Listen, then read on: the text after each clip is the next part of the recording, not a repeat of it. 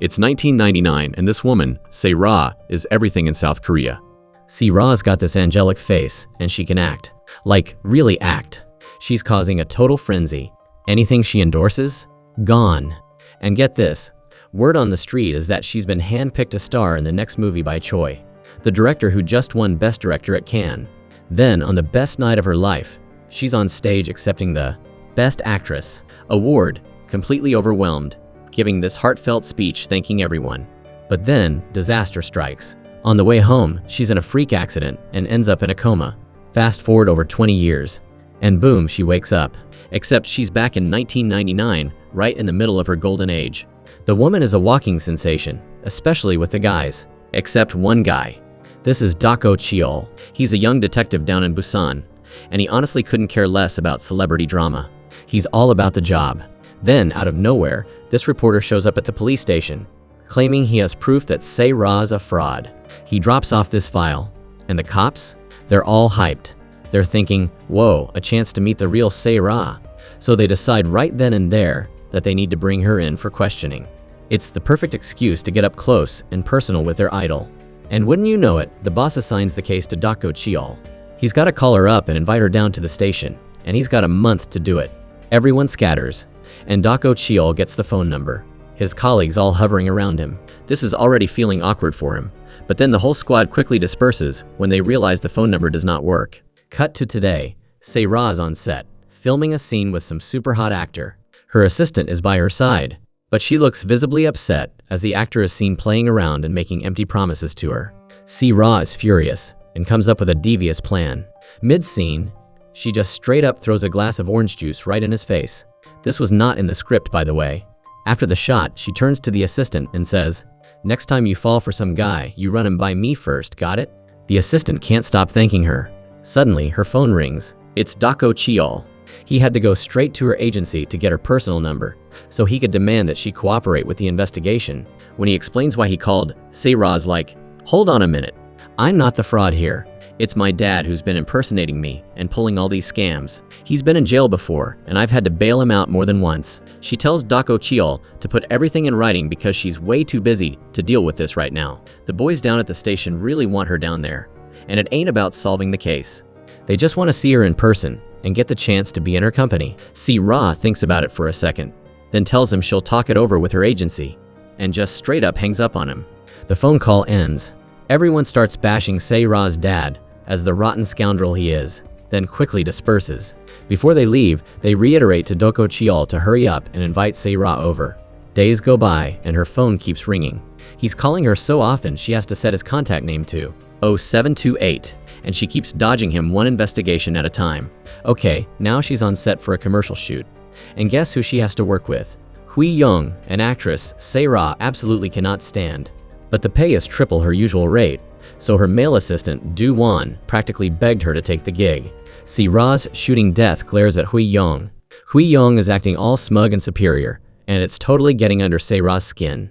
After some time, Se-ra suddenly stands up and walks off the set.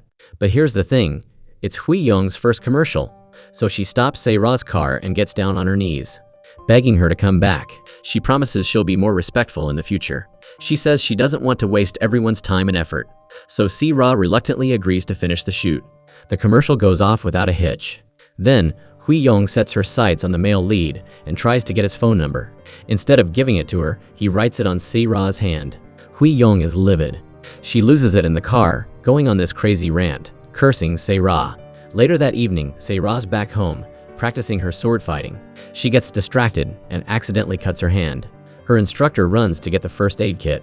While she's waiting, she gets a call from her male assistant, Do-won. He tells her to come with him to a nightclub to meet some shady guy. He's a big shot, so it's urgent. Instead of doing as she's told, Se-ra smashes a bottle of liquor, throws it back at the man, then pushes him away. She storms out, leaving the male assistant dumbfounded and forgetting to slap him in the face. It turns out Do-won was just following orders from higher up. He tells her to just ignore it this once, but Se-ra's like, no way. If it happens once, it'll happen again. She knows she can pour drinks for anyone, as long as she's in front of a camera. Before she leaves, Do-won warns her that if she keeps acting this way, her role in director Choi's movie is going to be over real soon. Se-ra gets back to her place, thinking about her deadbeat dad, and the incident at the club. She's exhausted. She tries to shake it off and goes into her younger sister's room. She tells her to study hard and not to end up in a business like hers.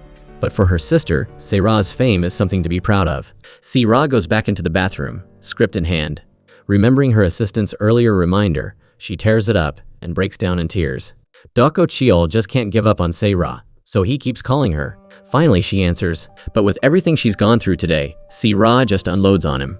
She sees this call as a safe space, just starts crying and telling him how she met this total jerk, and how this movie she really loved, this movie she really wanted to be in, is probably going to fall apart. Doko Cheol listens, offers words of comfort, telling her that the best thing she can do is choose the path that is right for her. To thank him for listening, Se-Ra decides she will come down to the station for questioning. Doko Cheol's like a god to his colleagues. They start celebrating wildly when he actually gets her to agree. Everyone's screaming about how excited they are to meet their idol. The next day, true to her word, Se-Ra arrives at the police station. Everyone's trying to get as close to her as possible. Just then, Doko Cheol drops his file and gets a really close-up look at her face. He thought he wouldn't be affected, but he couldn't help but feel his heart skip a beat. To show their support, they throw a little surprise for Se-Ra. She's invited into the interrogation room, which they've decorated with balloons and snacks. The other officers are huddled outside, joking about who's going to get to keep the cup. Se-Ra's drinking from, saying don't wash it. She starts explaining how her dad stole her seal to start his business, and all the illegal stuff he's been doing. She's lost count. Se-Ra says she wants the cops to find him and throw him in jail. The interview ends, and Se-Ra stays to sign autographs for everyone. Doko Cheol's in the back, waiting for his turn. Everyone is thrilled to have her attention. When it's time for her to leave, Doko Cheol finally works up the nerve to approach Se-Ra. As soon as she sees him, she realizes he's 0728. Doko Cheol notices the cut on her hand and asks her how she got it. Not wanting to say it was from sword fighting, Se-Ra says she's filming an action movie and got hurt on set. Then, despite the snow, Doko Cheol uses a piece of paper to shield Se-Ra from the weather. As they walk to a place where she can sit, he carefully starts to put medicine on the wound. As he's about to put a bandage on her heel, Se-Ra stands up and leaves, leaving Doko Cheol puzzled and a little flustered. She, on the other hand, has a huge smile on her face. The next day is the Best Actress award ceremony. That fateful night, Hui Young is furious when the MC announces Se-Ra as the winner. All the cops at the station are watching her on TV, cheering and applauding when they hear her name. During her acceptance speech, she dedicates it to Doko Cheol, the person who gave her strength and courage when she was struggling, and says she wants to give him the award. Doko Cheol, hearing that, is so happy he thinks his heart's going to explode. He just starts grinning like an idiot. Hui Young storms back into her dressing room, trashing everything in sight because she didn't win any awards, cursing Se-Ra to die. While Se-Ra's getting ready to head home in her car, a terrible accident happens. She's rushed to the hospital with multiple injuries. Rumors start swirling that Choi's movie is in trouble, and they're looking for another actress. After surgery and spending years in a coma, she finally wakes up in 2025. She's not the beautiful Se-Ra of the past. Instead, she has frizzy hair and freckles all over her face. But in her mind, she's still a famous actress. She covers her face and runs off to find her male assistant. She bumps into a police officer, knocking off his glasses. She quickly picks them up and puts them on, telling him she'll sign an autograph for him later before rushing off. Se-Ra doesn't realize that the cop she just bumped into is Doko Cheol. And Doko Cheol has no idea that the woman he just brushed shoulders with is Se-Ra. She asks a nurse where she can find a public phone booth. The nurse pulls out her phone to look it up, which Se-Ra is baffled by. She's holding a cell phone. Just then, Doko Cheol finds Se-Ra and demands his glasses back. But his actions make her think he's some kind of pervert. They fight, and she runs away. Just when she thinks she's gotten away, she runs into hospital security. Doko Cheol quickly flashes his police badge and gets his glasses back, telling them to take this crazy lady away. Se-Ra goes back to the examination room. When the doctors ask her what she did yesterday and what year it is, Se-Ra just remembers going to the award ceremony and thinks it's 1999. When the doctor tells her it's 2025, Se-Ra doesn't believe it. She thinks it's some kind of hidden camera show. It's not until the doctor turns on the news and shows her what's happening in the world that Se-Ra starts to believe she's been in a coma for almost 20 years. Looking at her reflection in the TV makes her faint. When she wakes up, Se-Ra runs around the room, asking everyone if they recognize her, if they know who she is, but no one has any idea who she is. Doko Cheol asks the nurse about Se-Ra's condition, and learns that she was the victim of the accident the other day. He was the one on duty that night and saw the accident, but he doesn't understand why she keeps saying she's the famous actress, Se-ra. The nurse tells him she has temporary amnesia and probably doesn't remember anything from the last 20 years, only remembering her days in the past. Meanwhile, Se-ra's former male assistant has become the CEO of a top entertainment company. His personality has completely changed, and he's become a totally different, aggressive person. He repeatedly kicks his driver in the face when they remind him to go to the doctor. Se-ra seems to have accepted the fact that she's no longer the famous actress she once was. She walks aimlessly down the hospital hallway, her eyes glazed over and her mind drifting. As she leaves the hospital, Se-ra keeps grabbing at passers-by, desperately trying to borrow a phone. Suddenly, a car comes speeding towards her, almost hitting her, but Doko Cheol quickly pulls her out of the way. In front of the strange man, Se-ra cries like a child, wishing it were all just a dream. Doko Cheol doesn't know what to do. He just sits there watching her cry so pitifully. Since he can't get in touch with any of her family, Doko Cheol reluctantly takes her home. In the car, she keeps talking about the past, and doesn't remember what happened after the 1999 accident, or how she woke up and lived her life after that. Doko Cheol finally arrives at her current address. It turns out she's living in a rundown place for construction workers, but she still thinks she's a superstar, and doesn't understand why she's living there. Doko Cheol tells her to go inside and explore, saying that his job is done, and he leaves. Se-ra quietly walks in, startling the landlord. Seeing her, he asks where she's been the last few days, saying he couldn't reach her and thought she skipped out on the rent. Se-ra wanders around looking for her room, but she doesn't remember the room number or the password. She has to go back and ask the landlord to open the door for her, who is annoyed at this broad and curses at her as he does it. Doko Cheol goes back to the station, but notices the car is messy, so he stays to tidy up for a bit and finds Se-ra's wallet. He goes to his office, throwing away the trash while muttering about how crazy today has been. He was going to take her statement today about the accident from the previous day, but everything got messed up because she has amnesia and keeps insisting she's the famous Se-ra. Suddenly, Doko Cheol sees a business card for the driver who caused the accident in her wallet. Meanwhile, Se-ra doesn't know how to charge her phone due to amnesia, so she has to ask the landlord, and he also helps her put in her face so she can get into the phone. Back in her room, she scrolls through her phone and doesn't dare call her sister because she doesn't remember how she's lived since then. And her sister did not even go to the hospital when she was in the hospital. Se-ra sighs, feeling hungry. She goes down to the shared kitchen to see if there's anything to eat, but there's nothing. The rice is gone, and only 2 packs of ramen are left. She quickly grabs them. As she's cooking, she sees a woman renting the room next to her, holding a tablet. Se-ra doesn't know what it is and asks to check it out. After a while, she figures it out and asks her to look up news about her. When she types in Se-ra, a bunch of articles about her mysterious disappearance come up, but they're all from 20 years ago. Hearing this, Se-ra suddenly realizes that in 20 years, there hasn't been any new news. Doubts about the accident start to surface. What really happened that caused her condition? As she finishes her meal and gets ready to go back to her room, she sees a news story about the new It-girl actress, Hui Yong. It turns out that after Se-ra's accident, director Choi chose Hui Yong as the lead, and she's been a huge star ever since. Hearing this, Se-ra just collapses. Doko Cheol stares at the business card, determined to go see Se-ra and ask her why she has this guy's card. At the same time, Se-ra's at home trying to make a phone call, but there's no reception, so she has to go up to the roof to get a signal, also taking a banana to eat. After a while, Doko Cheol arrives, but when the landlord leads him to her room, she's not there. Someone says they saw that old lady on the roof, afraid she's going to do something foolish. So Doko Cheol rushes up there, terrified, and sees her standing close to the edge. He hurries over, but accidentally steps on the banana peel, causing him to bump into her, and they both fall. After a while, they land on the roof of a garbage truck. The garbage man opens it up and sees them on the truck, assuming they're up there doing something scandalous. So he starts yelling at them. They quickly explain that it was all a misunderstanding and apologize. Getting off the truck, Doko Cheol gives Se-ra her wallet and asks her about the business card, asking if she knows who that person is. But because of what just happened, she's annoyed and confused. She says she can't remember anything, grabs the card and throws it on the ground. Se-ra goes back to her room, opens her wallet and finds a lot of cards with the address of a dumpling shop. The next day, she hires a taxi to go to the dumpling shop, but after going for a short distance, it costs almost 5,000 won, so she quickly gets out and takes the subway. But because she doesn't remember how to get on, she gets caught by the subway staff. She has to ask Doko Cheol for help.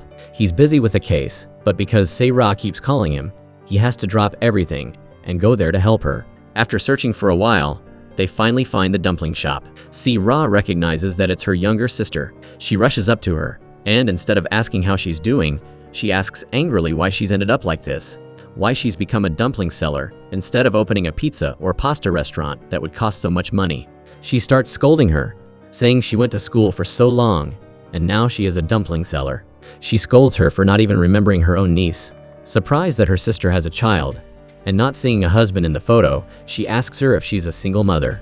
Her sister, who had been holding back until now, couldn't take it anymore.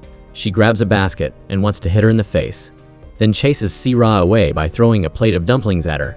Ra quickly picks them up, not knowing that her actions are being secretly photographed. She takes them home to eat and gets a phone call telling her to go to work. Ra's previous job was cooking for a school, but because of her amnesia, she thought it was some high-paying job. So she went excitedly. She arrives and is disappointed because she doesn't know how to use a knife or cut radishes. Seeing Ra rambling like a crazy person, the head chef yells at her. Ra has to cut the radishes, but since she's done this before, her every move is skilled and efficient. She quickly finishes 10 kilograms. Then comes the mixing stage. Ra constantly wondering why she used to do this. Lunchtime comes and her niece avoids her eyes. She only dares to spoon a little for her niece and whispers for her to eat a lot. After school, Ra's niece goes to Do-won's company to register as a trainee, but with that face, he thinks she's more suited to be an actress than an idol. Suddenly, his phone rings. It's Hui-yong on the other end. They have a meeting tonight to re-sign their contract. But when Hui-yong reads the compensation section, she doesn't agree, saying it's too low. As for Do-won, he only cares about the company's profits and says she's just a replacement for Ra. Hui-yong gets angry and throws her drink in his face before leaving, but he brings up Ra again to threaten her, saying it would be interesting if Ra were to reappear, then gives her the contract, implying that she has to sign it. Hui-yong is enraged on the way home, thinking about what he said and about the time when Ra had her accident. She cannot help feeling uneasy and worried. Meanwhile, after a hard day's work, Ra finally gets back to her room and receives the news that the person who caused her accident will settle, and she'll receive compensation. Hearing about the money, Ra's eyes light up. She doesn't care who he is and quickly agrees. Doko Cheol at the station is reviewing the accident and sees a lot of suspicious things. But when he asks his colleagues, he learns that the perpetrator wants to settle with the victim. He quickly goes to find her, constantly calling her on the way. Ra, who is on the way to meet him to receive the compensation, answers a call from Doko Cheol, who tells her to go back home. Hearing his voice, Ra is scared and urges him to come quickly. But at that moment, the stranger grabs her, causing Ra to drop her phone. Ra is terrified, feeling someone touch her. But when she turns around and sees Doko Cheol, all her worries disappear. The stranger takes advantage of the moment and runs away. He quickly puts her in the car and drives her home. He tells her that the person who hit her is currently in the hospital, and that the person who called her to arrange a settlement might be an imposter. He says he'll catch him quickly to confirm, and tells her to be careful in the meantime. The next morning, Doko Cheol goes around the neighborhood, asking if anyone has security cameras, but no one does. Finally, he sees a car nearby with a dash cam, and calls the owner. The owner is a thug. At first, seeing him, he doesn't want to hand over the memory card, but after a while, seeing him read out every violation, he gives it to Doko Cheol. He goes back to the office and opens it up, confirming that someone was following Ra's car and holding a camera. But even more surprising, the car across from it has the same license plate as the note that he found in Ra's wallet. So he opens the file from the day of her accident, and learns that the car was also at the scene. Meanwhile, after being taken home by the police, Ra prepares to cook ramen when she hears that something has been stolen from the room next door. The CCTV didn't capture a stranger, so the culprit is definitely internal. Ra hears this and goes out to see what's going on, but she is immediately accused of being the thief, because some people saw her walking back and forth in front of that room. But Ra says she was just going to get water, but suddenly forgot where the kitchen was, so she was just standing there. But they don't believe her and demand to search Ra's bag. Ra insists that even though she's forgetful, she would never be so low as to steal something. But no one listens to her. They forcibly grab her bag and dump everything out. Not only that, but they also try to go into her room to search. Just then, Doko Cheol witnesses this scene. He flashes his police badge and tells everyone to check the cameras. They see the victim taking a bag with her while doing laundry, but not bringing it out. Seeing this, she quickly runs towards the washing machine, and finally finds her wallet. saying that her head was mixed up and she put it in to wash. What makes Se-ra feel angry is that they don't apologize and only focus on the money, worrying about whether it's missing. At this time, Doko Cheol spoke up, and then everyone around him apologized to Se-ra. Because she feels so pathetic, Se-ra tearfully runs out, causing Doko Cheol to follow. He sees her sitting sadly alone, so he brings her some beer to cheer her up. Se-ra sadly looks up at the sky, telling him that yesterday she was still a bright star in the sky. But after one night, everything collapsed, and she doesn't remember anything. Now she's being treated like a thief by strangers. If it were the old Se-ra, she would definitely teach them a lesson. Doko Cheol just smiles wryly, then remembers to show her the picture, saying that the stranger from the other day seemed to secretly want to investigate her. He tells her to be careful and not to walk alone at night. It turns out that the man is a henchman of Se-ra's old assistant. Because he saw her when she was discharged from the hospital, he had someone investigate her. The next day, Se-ra goes to work and sees her niece, so she calls her out to talk for a moment. She wants to ask why her sister hates her so much, wanting to know what she did to make her so annoyed, treating her like an invisible person. But the child doesn't know anything because she hasn't heard her mother say anything, only knowing that her mother said that one woman ruined her life, and that her grandfather is living in a nursing home. Hearing this, Se-ra just stands there in shock. She decides to go to her father to ask about everything that has happened in the past. As soon as she sees her father, her memories only show her arguing with her father, and cursing that she'd rather not have a father. Se-ra painfully approaches, but seeing her, he doesn't recognize his daughter. He waves his hand and points to the TV, to a movie she used to star in. "That's my daughter." Se-ra can only cry as she leaves, before being handed a bill for his nursing home fees. Feeling that her life is so pathetic, she cries while wondering why she has become like this. Doko Cheol goes to the hospital to confirm more about the perpetrator who hit Se-ra. He asks him why he didn't drink that night, and if he doesn't wear glasses, why did he cause the accident? And he says he fell asleep, but the accident happened a long time ago, and he was only recently admitted to the hospital, which suggests he was rushing to run away to create an alibi. Hearing this, the man shouts, and quickly calls to tell security to kick him out. Doko Cheol teases him and leaves. As soon as he gets out of the elevator, he calls Se-ra, inviting her to the scene of the accident. Because she wants to regain her memories, Se-ra agrees to go there with him. But looking around, she doesn't remember anything. Then she asks him what happened that day. He tells her that while he was on duty, the accident happened here. He told everyone to take the perpetrator back to the station for questioning, while he went to the hospital to see the victim. When he got to the hospital, he bumped into her, and the glass stealing incident happened. At that time, he still didn't know she was the victim, so there was an argument. And this place is far from Se-ra's room and workplace. There is a possibility that someone lured her here. Although not sure, he tells her to take it slow and gradually regain her memories. At the end of the day, the two of them return together. While waiting for Doko Cheol to get the car, Se-ra sees an image of Hui-young in a TV commercial. She won the 77th International Film Festival Award, the first Korean actress to receive that award. Se-ra can only cry. That was her dream, to be a world-class actress. The beautiful image of her when she was famous and surrounded by interviewers appears. At this time, Doko Cheol comes in the car and urges her to return. Before leaving, she says that she will definitely return to her rightful place, and points to the TV screen. Doko Cheol follows her gaze and can only think to himself, what is wrong with this old lady? The next morning, that image lingers in his mind. He then thinks about the story from 2007, 7 years after Se-ra's accident. On the night of the awards, there were rumors that she was pregnant with a tycoon and had flown abroad. They kept slandering her, saying that she didn't die in the accident, so why didn't she appear? Doko Cheol couldn't stand it and yelled at them, the two sides arguing. Then he left first. He still keeps the card that Se-ra signed for him from that time, and pulls it out and looks at it, her beautiful image always surrounding his mind. Thinking of the old lady who keeps claiming to be Se-ra, he can only smile to himself, certain that they cannot be the same person. The first step to returning to her position is to find out how her old friends are doing. Se-ra asks her sister in the room next door to look up each person one by one. The first person is Tae-suk, Se-ra's right-hand woman. Now she is now the leading makeup artist in the country. The second person, Sun-young, is now a livestream queen, selling out everything she sells. The last person is Do-won, the director of an entertainment company, with an investment of 7.008 trillion won. Se-ra is startled when she hears the news of each one, only hugging her head, blaming herself for why she is falling to this level. Meanwhile, at Tae-suk's workplace, both Hui-young and Sun-young come to ask her salon to film a commercial. But because she is launching a new product, It is not very appropriate for Hui Yong to come here to film another product. But because she is famous, Tae-suk has to let them film the advertisement at her salon. While doing makeup, Hui Yong asks Sun Young if she knows that Se-ra has returned. At this time, she is startled and asks where she met her. Hui Yong just says that Director Won met Se-ra at the hospital. Hearing this, Sun Young thinks that she must have seen it wrong. If the two of them met, how could things be peaceful? Hearing this, Hui Yong also feels that it makes sense. Doko Cheol returns to his old workplace.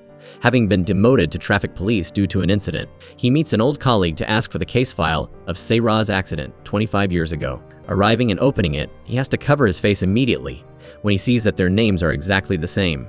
Not I'm Se-ra, but Cheong Ja, her real name. At this time, he starts to believe that the two of them are the same person. He immediately goes to meet her, thinking about the first time they met, when she claimed to be the famous Se-ra, and all the time she complained.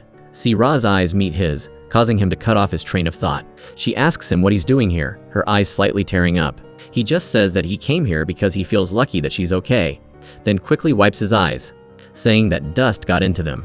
The next day, thanks to her victory in the Best Actress category, at the 77th International Film Festival, Hui Yong becomes the center of attention, surrounded by a large number of reporters. Se-ra sits at home eating dried squid while watching her. But what makes Se-ra the most annoyed is that Hui Yong's speech is copied verbatim, exactly the same as what she said when she received the award before. Because she's so frustrated, she goes back to the bedroom, but is awakened by a phone call. Someone is about to sue her for property damage. At this time, Se-ra remembers that the other day, when she was on the bus, her colleagues gave her a bag of kimchi radish to take home. But unfortunately, the bus brakes suddenly, causing the bag of kimchi in her hand to fly up and fall on the heads of everyone standing next to her, who were students. Because the bag was damaged, they are suing her today. Se-ra quickly goes to the police station. She says that everything was just an accident, that the bag can be washed, but the police tell her that the bag is a limited edition designer bag, and the girl's mother is making a scene, so they can't let this matter go. Hearing this, Se-ra regains her composure. She starts acting, crying, and telling the police her story, living in a terrible boarding house and having just had a traffic accident. Her main job is just cooking at the school. Se-ra continues to act wholeheartedly, something that she was very good at before, to the point that the police officers behind also have to listen to their story, sympathizing with her sadness. Finally, the police give her a handkerchief to comfort her and tell her to meet the victim's family to talk. As soon as she walks out the door, she meets Doko Cheol. She tells him that she has passed round 1, now it's round 2, and she needs his help. The two of them go to meet the student's mother. The student's mother says that ever since that incident, every time she sees Radish, she becomes scared. Her mentality is unstable, and she can't go to school. Her life is almost completely ruined. Hearing this, Doko Cheol speaks up for Se-ra by saying that it was just an accident, not intentional, then shows the mother the video on the bus that day. Not only that, he says that the sister next to her will promise to never eat pickled radish for the rest of her life. After saying this, Doko Cheol hands the mother the pen and asks her to sign the agreement. And finally, everything is resolved. Se-ra is overjoyed and invites Doko Cheol to eat a meal. The two of them go to eat pork soup. Seeing the bowl of soup, Se-ra doesn't think she can eat it, because the last time she remembers eating it was when she was in Busan 25 years ago. After leaving the police station, the three of them stop at a small restaurant. Just at that moment, Se-ra runs into Doko Cheol and everyone from the restaurant next door coming out. Seeing her, he takes Se-ra back to the restaurant he just finished eating at, patiently showing her how to enjoy the food so that it is fully flavored. And indeed, as he said, the taste becomes more wonderful than ever before. Before leaving, Doko Cheol quickly wraps a peppermint candy for her, gently saying, "Eat it right away." That moment makes Se-ra feel a warmth and happiness in her heart that she hasn't felt in a long time. It was the most delicious and memorable meal in her life. After eating, the two of them return home. Doko Cheol arrives home and immediately starts doing laundry. While sorting everything out, he finds the last letter from the victim he was trying to help before, but she chose to give up on her life. Doko Cheol is sad and quickly puts the letter away. The next morning, Se-ra goes to Tae-suk's salon to meet her, but because of her appearance, the manager here doesn't want her to stay and calls her a dog or a cat. Hearing this, Se-ra is insulted and gets angry, and the two sides start arguing loudly. At this time, Tae-suk appears, but seeing Se-ra, she asks, "Who is this?" Hearing the other side say that it's, "I'm Se-ra," instead of the two of them hugging, Tae-suk tells the staff to call 911 to take this crazy old lady away. Se-ra is prevented from getting close, but still tries to evoke memories of the past. When she changed the script, and threw orange juice in the face of a fellow actor to avenge her assistant. Hearing this, Tae-suk turns around and realizes that the old lady standing in front of her is Se-ra. She goes up and hugs Se-ra, wondering why she is like this. So Se-ra tells Tae-suk that she doesn't remember anything, only remembering from the memory of the accident on the night of the awards onwards, and doesn't know how she's lived until now, and that a few days ago she had another accident and forgot everything. Tae-suk is stunned and also tells her that after the award ceremony accident, she woke up and disappeared. They searched everywhere but couldn't find her, afraid that she might have had a thought, and she was so scared. So the two sisters hug each other after a long time of not meeting. Just then, Tae-suk's husband, outside, sees the manager looking nervous and asks what's going on. Hearing the name "I'm Se-ra," he runs straight inside. What makes Se-ra even more stunned is that she discovers that the old man is the actor she threw water at years ago and is now Tae-suk's husband. That actor didn't expect that the beautiful Se-ra would become that ugly old woman. The two sisters continue to go out drinking to gossip. Se-ra boasts to Tae-suk that she will return. Hui-young is at the top, but while she is like this, she is not satisfied. When Tae-suk asks why, Se-ra just says that she needs money. Having been a famous actress, she doesn't know where all the money she used to earn is gone. Seeing this, Tae-suk tells her that today's world is different. Even her husband can only get a few roles. The next morning, Tae-suk cuts her husband's hair herself because he has a habit of spending her money to cause trouble, just like Se-ra's father. So this time she decides to show him. Tae-suk grabs Namju's long hair and coldly cuts off each strand, even though he is growing his hair in preparation for the role of a classical singer. Not stopping there, she also forces her husband to introduce Se-ra to the film crew, but under her real name. Too angry, Namju can only throw his shirt down and leave. Se-ra is at home putting on a face mask to rejuvenate her skin when she receives a phone call from Tae-suk, informing her that she has successfully persuaded her husband, but they don't know what role yet. Se-ra is overjoyed and happy because she is about to return. Namju goes to the film set and bribes the assistant with a voucher to add Se-ra to the empty role of maid. Seeing this, the assistant says that if she is beautiful, it won't work. Meanwhile, Se-ra's niece is accepted as a trainee at Doowan's entertainment company. They give her a guarantee form that requires the signature of her parents, but because she lied and said her parents are abroad, she doesn't know what to do. Se-ra goes to Tae-suk's salon and learns that she has the role of maid, but for her, this is a good start. Returning home, Se-ra dreams again of that fateful night when she received the award and all her staff were ordered to take the flowers, and she got in the car to wait for everyone. But strangely, the driver was not Doowan, but someone else, and no one was besides Se-ra at that time. Tears stream down her face, and she wakes up just as the clock rings. Today is the day to perform. Se-ra gets ready and goes to the film set. Namju pulls Se-ra aside and tells her that when she gets here, she shouldn't pretend to be familiar with anyone. He has to go in first, and Se-ra has to count from 1 to 10 and then follow. Just as Hui-young sees Se-ra's back and feels a sense of familiarity, she follows. Namju signals for Se-ra to greet the main character, but in response, she is indifferent and pushes Se-ra because she is blocking her shadow, causing things to fall everywhere. Just then, Tae-suk appears, because today is her sister's first day of acting, so she comes here to cheer her on, and by the way, asks where her old husband is, and learns that he went to work as a servant. Tae-suk advertises her sister to make everyone more interested in her. She offers cake to each person, and finally meets Hui-young, so she offers her one as well. Hui-young constantly glances at Se-ra, who is reading the script, her face showing uneasiness. The first scene has begun. The rich owner is angry, and Se-ra has to run out to stop him. But the director stops to review the scene from before, and praises Se-ra's eyes, saying, finding a random supporting role, but it's stable. The director tells Se-ra to be more active, and add the line, "The boss is coming home soon," which makes the female lead standing next to her unhappy. The scene is filmed again. Se-ra maintains her expression and adds the line, but is intentionally slapped in the face by the female lead.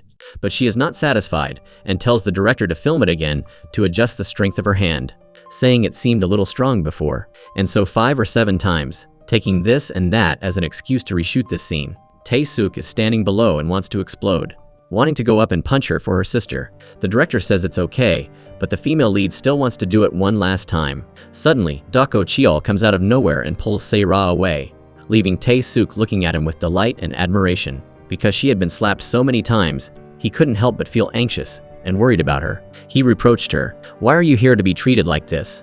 But for Se-ra, she is no longer a famous actress. If she misses this opportunity, she might not know how long she will have to wait. even if it's just a small supporting role.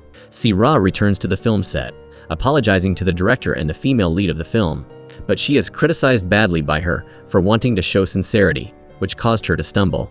Doko Cheol walks over and helps Se-ra stand up. Seeing her being hit, Tae-suk also prepares an ice pack for Se-ra, but after a while, Nam-ju takes it back. He also blames her. If you get hit once, you have to fall down. Why do you let yourself get hit so many times? Wasting time. Then everyone becomes curious about Doko Cheol. Before he could introduce himself, Se-ra interrupts, saying that he is her manager. Meeting like this is a coincidence. Tae-suk makes an excuse and invites the two of them to eat a meal. But because of the awkwardness, Doko Cheol wants to stand up and leave. Tae-suk doesn't want him to, so she keeps pulling him to sit down.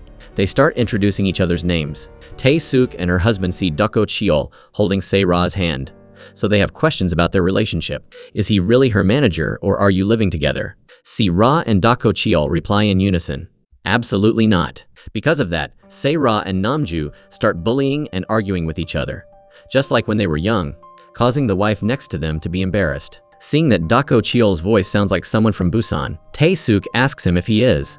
Confirming that it is correct, she sees that Se-ra really has a connection with Busan, and tells her about the policeman that her sister used to be crazy about back in the day. Se-ra immediately says that she didn't. Doko Cheol knows that the two of them are talking about him, so he remains silent to see what Se-ra says. Se-ra is somewhat flustered, so she pretends to criticize him for being a second-rate policeman, with a completely terrible fashion sense, a face as black as coal, and opening his mouth and speaking in a local dialect. How famous would she have to be to date someone like that? Hearing the description, Doko Cheol replies, what if that policeman hated you first? If I were that policeman, I definitely wouldn't like you. Se-ra. Hearing this, Se-ra can only remain silent, without saying anything else. The drinking party ends, and each person returns home. In the car, Doko Cheol asks Se-ra, is Tae-suk trustworthy? For Se-ra, she is like a real sister. The reason they haven't contacted each other for a long time is probably because she has been busy making a living. But Doko Cheol tells her not to trust anyone, and before she regains her memory, anyone could be the culprit. Seeing that he came all the way to the film set to find her, Se-ra asks him if something else happened, but Doko Cheol doesn't say anything and says he'll tell her next time. The fact that he didn't tell her makes her curious, to the point of going crazy while chopping carrots at work the next day. Then Se-ra announces to everyone that she will be working until the end of this month, and that she will be doing a new job next month. Everyone rushes over to ask her what she's doing, but Se-ra doesn't say, only saying that she will be doing what she wants to do. Meanwhile, Doko Cheol is secretly investigating to help Se-ra, realizing that her two accidents may be the work of a single mastermind who is still harming Se-ra after 25 years. So it can only be the people around her. He flips over the photo of the suspicious car, parked at the scene, and goes to find the cameras around there to see if he can collect any clues. At the film set, Hui-young is getting her hair and makeup done for a magazine shoot. When the photo shoot ends, she complains to her manager that she doesn't want to shoot magazines next time, but instead shoot commercials so she can make money. And then she unilaterally cancels the meeting with the film director tomorrow. The manager relays the message to director Kang. Hearing that the meeting has been canceled, Kang gets angry. At the same time, he sees the poster of Se-ra when she was young, thinking back to the moment when she filmed the commercial with Hui-young. Even though she was angry, she still tried to film because of everyone, and then sees that she is not as bad as Hui-young now. Today is Se-ra's second day of acting, but she is suddenly notified that she has been cut from the role. Although she asks the assistant for the reason, she doesn't know why, only knowing how to relay the director's words. Se-ra sadly regrets it, then bumps into Nam-ju. As soon as he sees her face, he knows that she has been cut from the role, then blames her.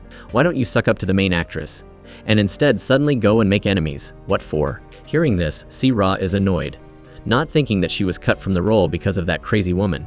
This is an extremely unfair reason for her, so she decides to find a way to get back in. Se-ra asks someone on the crew about the scriptwriter of the film, but when she calls, the assistant refuses to meet her. Not knowing who to ask for help, Se-ra calls Tae-suk and tells her everything. After a while, Tae-suk finds the scriptwriter's address and sends it to Se-ra. Se-ra goes there alone, carrying a basket of fruit in her hand. While waiting for the elevator in a corner of the house, she happens to overhear a phone conversation of a strange woman. She says that she has disposed of and hidden the body. The strange story makes Se-ra's legs tremble, and she quickly gets into the elevator. She looks for the close button and presses it repeatedly, but the strange woman manages to block the elevator door. She steps in, constantly saying strange things that make Se-ra even more panicked. She repeatedly says that she didn't hear anything and tells her not to come near her. But because she is so scared, Se-ra throws a melon in the face of the woman. Finally, after everything is settled, she learns that the woman is the scriptwriter she was planning to meet. Se-ra repeatedly apologizes for her actions earlier. She also knows that Se-ra is the actress who played the maid in her film. She has watched Se-ra's acting and is very satisfied. The reason Se-ra was cut from the role was also her fault, because she liked this acting style. She changed a little in the script and increased the scenes of the maid, which made the female lead not like it. And she made a fuss. Se-ra hears the whole story, so she feels even more guilty toward the scriptwriter. But the one who should apologize here is the TV station. Then she slams her hand on the table, angry that the director is constantly forcing her to add cheesy scenes. After taking a sip of Se-ra's wine, the scriptwriter constantly vents her anger because her ideas are being restricted and she doesn't know what else to fix. Hearing this, Se-ra suggests building a multi-dimensional character rather than adding more characters. Se-ra wants the wife to have an affair with the driver, and this maid is the daughter of the husband who had an affair with another woman.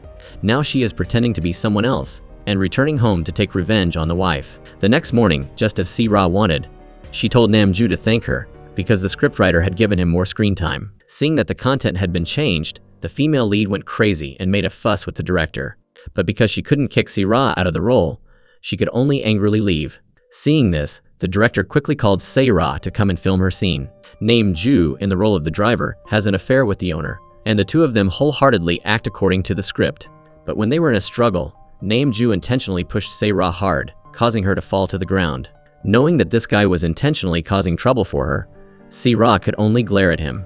The second scene begins. Se-ra is so engrossed that Namju thinks something is wrong with her. He shakes her hard and throws her backwards into the pile of things behind her. In that moment, a small memory appears in her head when Se-ra went to meet a strange man and he pushed her to the ground. Everyone runs over, but at that time, Se-ra just faints. Police officer Dako Cheol is sitting watching the camera footage that he went to collect. Seeing that the suspicious car is loitering around the club, so he goes there to investigate. The appearance of Dako Cheol makes the manager angry. As soon as he sees the photo, he takes it out to ask about the car. He snatches it and crumples it to force Dako Cheol to leave. They immediately rush to attack him. The manager doesn't want a big incident to happen here, so he orders his subordinates to stop.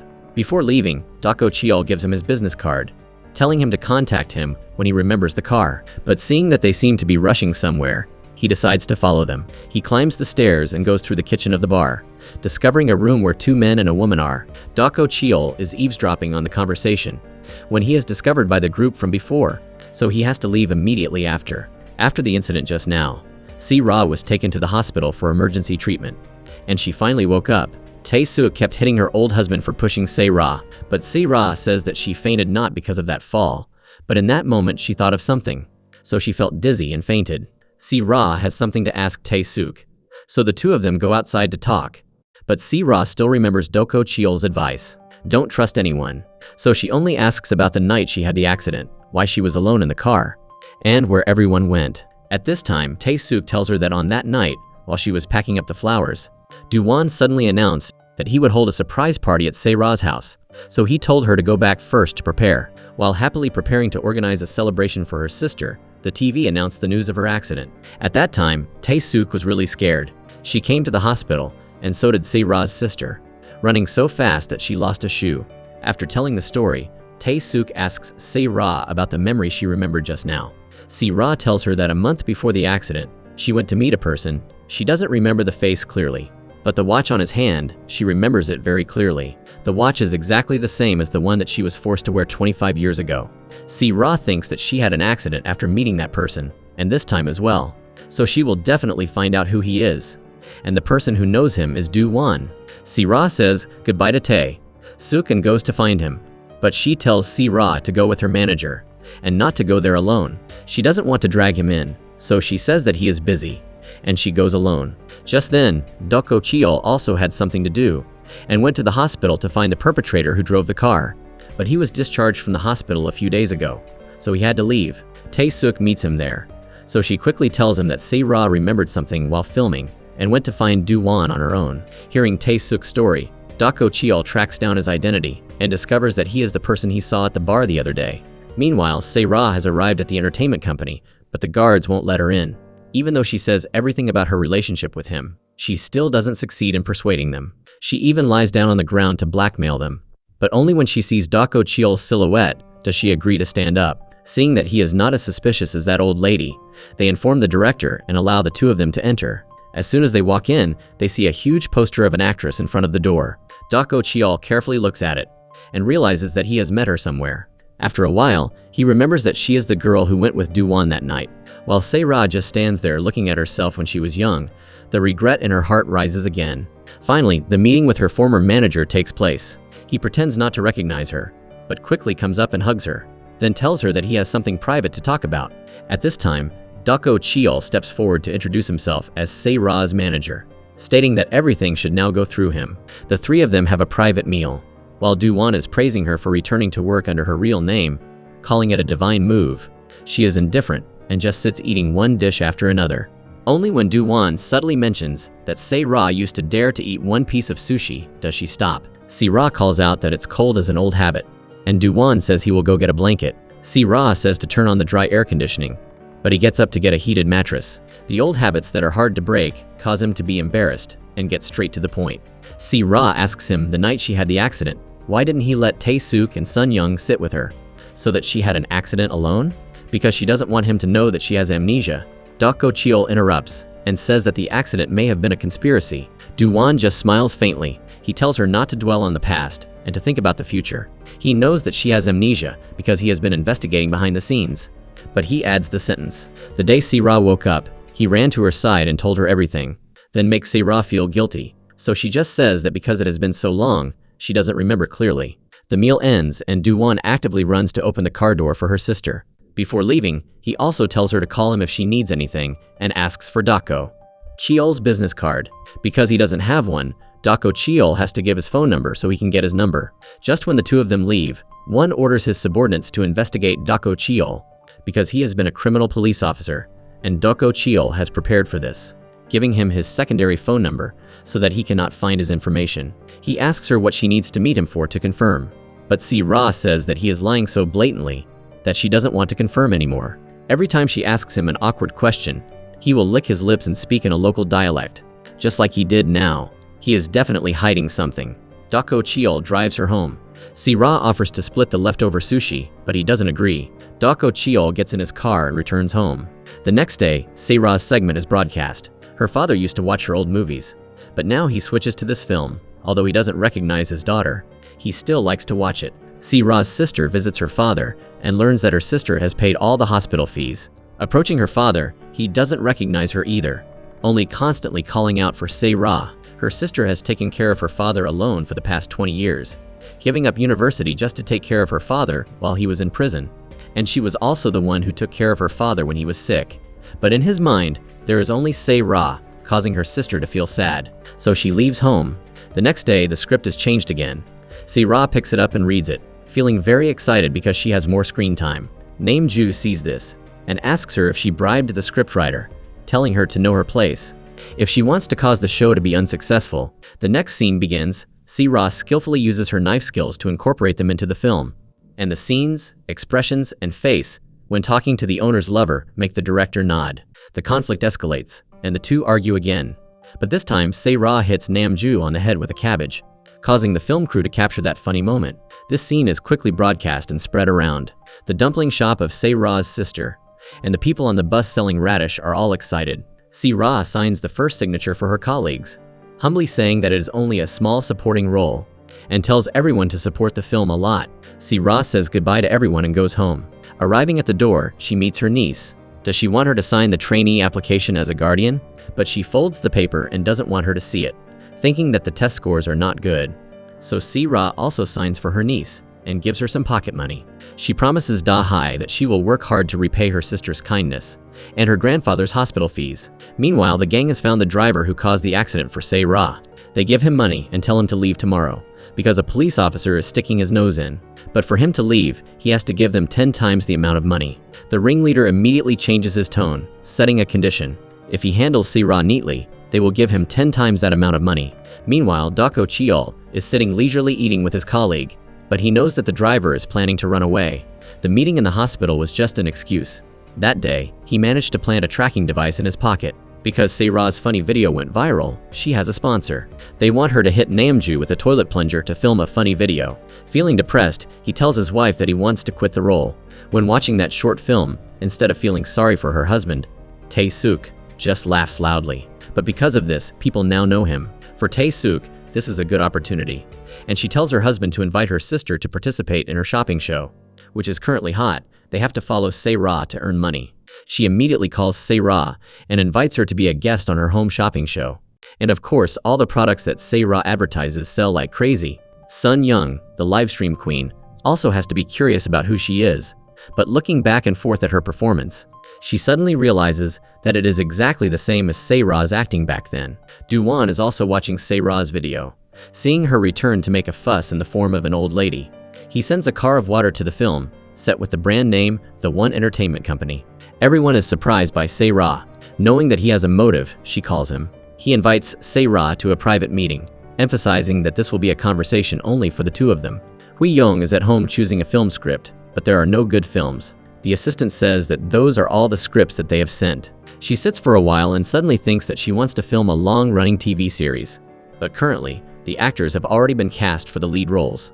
Seeing this, Hui-young gets angry. It's always for herself. The famous actress, whoever it is. She will definitely kick them away and jump in. The next day, Se-Ra goes to her sister's restaurant, eating the cakes her sister made, and confiding that she will pay for her father's hospital fees and Da-hai's tuition fees. Seeing the pile of bills on the table, Se-Ra is sad. She knows that her sister has probably had an extremely difficult time over the past few years. She also heard that when she was unconscious, her father was wanted but still came to see her. Through her sister's story, tears rolled down. He begged the police to let him see his daughter. Because of that, thanks to a policeman, her father saw her before she went to prison. Se-Ra was sure that the code was 0728, but she didn't know the policeman's name. She tried to ask her sister, but because it happened so long ago, her sister didn't remember. She immediately called the Busan police headquarters, but because it was too long ago, and there had been constant staff changes, there was no information. Meanwhile, Dako Cheol is standing on duty. Seeing the driver's tracker moving, he quickly tells his colleague to stay behind while he goes to do something. Dako Cheol follows the tracker and discovers that he is very close to Se-Ra's house. He immediately calls her, but can't get in touch. Se-Ra was hungry, so she went out to buy some food. At this time, the landlord tells Dako Cheol that she just went out to buy something and is almost home. That driver is getting closer to Se-Ra and kidnaps her. Dako Cheol arrives and only sees the things that she dropped. He takes her to an abandoned factory. Se-Ra is awake, but intentionally closes her eyes to let him drag her inside, stalling for time.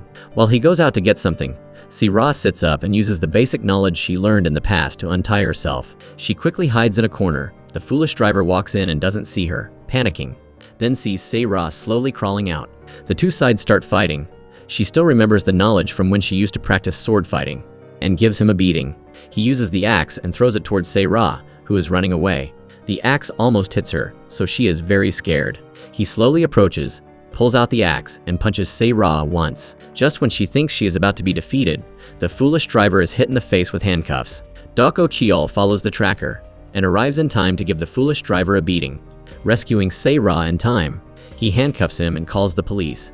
The gang outside sees that something is wrong, so they have to retreat. At the end of the meeting, Se-Ra is still terrified, not understanding why this crazy guy wanted to kill her. Hui-young is at home, scrolling through the news, and comes across a video of her company sending a coffee truck to that little thing she met the other day. She immediately calls to ask why, and learns that it was the director who ordered it, and he intends to recruit that little thing. Hui-young is furious because of this treatment, so she immediately goes to find Do-won. At Do-won's, Sun Young also arrives and makes a fuss, asking if this old lady is really Se-Ra. On the way, Hui-young constantly looks back at Se-Ra's photo, thinking about what Do-won said before, her face showing anxiety. She remembers the day of the casting for director Choi's film, which was originally Se-Ra's, but because of the accident, the director had to find someone else. Hui-young constantly begged, saying that she would accept a lower fee and reshoot the scenes that Se-Ra didn't act in. But for the director, that wasn't enough. He wanted her to do anything else off-screen as well. She took Se-Ra's place and went to serve all the investors to be where she is now. Dako Cheol takes Se-Ra back home, but because she was injured in the fight, she pulls him into the room and makes him take off his shirt so she can bandage his wound. Because the disinfectant is painful, the two of them blow on the wound at the same time. then suddenly stop, feeling quite embarrassed. The fact that she was in danger makes him worry. Se-ra can only smile, realizing that he also cares about her. Hui Yong arrives to meet Du-won, asking why he is bringing in Se-ra. But their attitude makes him laugh.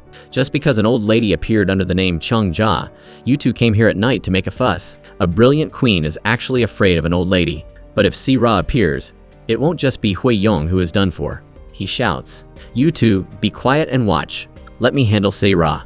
After bandaging the wound, the two of them go to the roof to talk. He tells her that it is very likely that the two accidents were caused by the same person. That mysterious car has appeared in both the past and the present. Se-ra is stunned when she realizes that the person sitting in the car is the person she touched before the second accident, also wearing the familiar watch. Se-ra will definitely catch that bastard, the person who made her like this. But this is too dangerous, so Dako Cheol doesn't want Se-ra to get involved. He can't bear to see her jump headfirst into a fire pit, so he must stop her. Don't act recklessly. For Se-ra, it's different. Now she is no longer alone like before. She will not run away but face everything, because she has the police officer accompanying her. Hearing Se-ra mention him, Dako Cheol gradually smiles. He smiles happily at her. The next day, Dako Cheol goes to meet his chief to continue investigating the culprit. But because he has been demoted to traffic police, that is no longer within his jurisdiction. The chief is angry and tells him to live quietly. But he has found the connection between that person and the One Entertainment Company. And the key is the victim Se-ra. Dako Cheol asks his boss to give him a chance. This time, he will definitely bring back his head. Hearing this, the chief changes his mind and gives him a chance. Finally, Dako Cheol returns to the office, preparing to write a leave application, giving the reason that he is tired both physically and mentally, to focus on being Se-ra's assistant. But the main purpose is to investigate the case. Colleagues standing next to him don't know the reason, and see him as a scary late fan.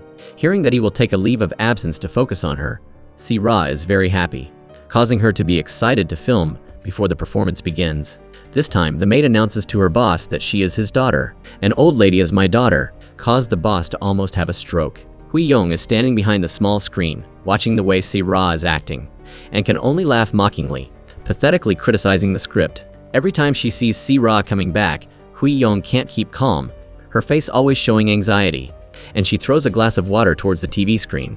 The next day, Se-ra goes to the scriptwriter's house to congratulate her on completing the script, then invites her to eat dumplings made by her sister. Sitting and looking around, she sees a script lying on the floor. Asking, she learns that this is the first work of the scriptwriter after winning a prize in the competition. But it has been criticized by directors for being gloomy and dark. While the scriptwriter goes to get more wine, Se-ra opens it and reads it. For her, this script is very impressive and attractive, and she asks her if she can take it home with her. While waiting for the bus, Se-ra diligently reads that script, to the point where she doesn't realize her phone is vibrating. She quickly answers, and it's a call from Du-won. He invites her to talk privately. Se-ra agrees and goes to the meeting place. Looking at the way he chose an expensive glass of wine to treat her, she can only sneer. As soon as he opens his mouth, he asks Se-ra if she wants to sign a contract with his company, then says that an actress of her caliber can't get in.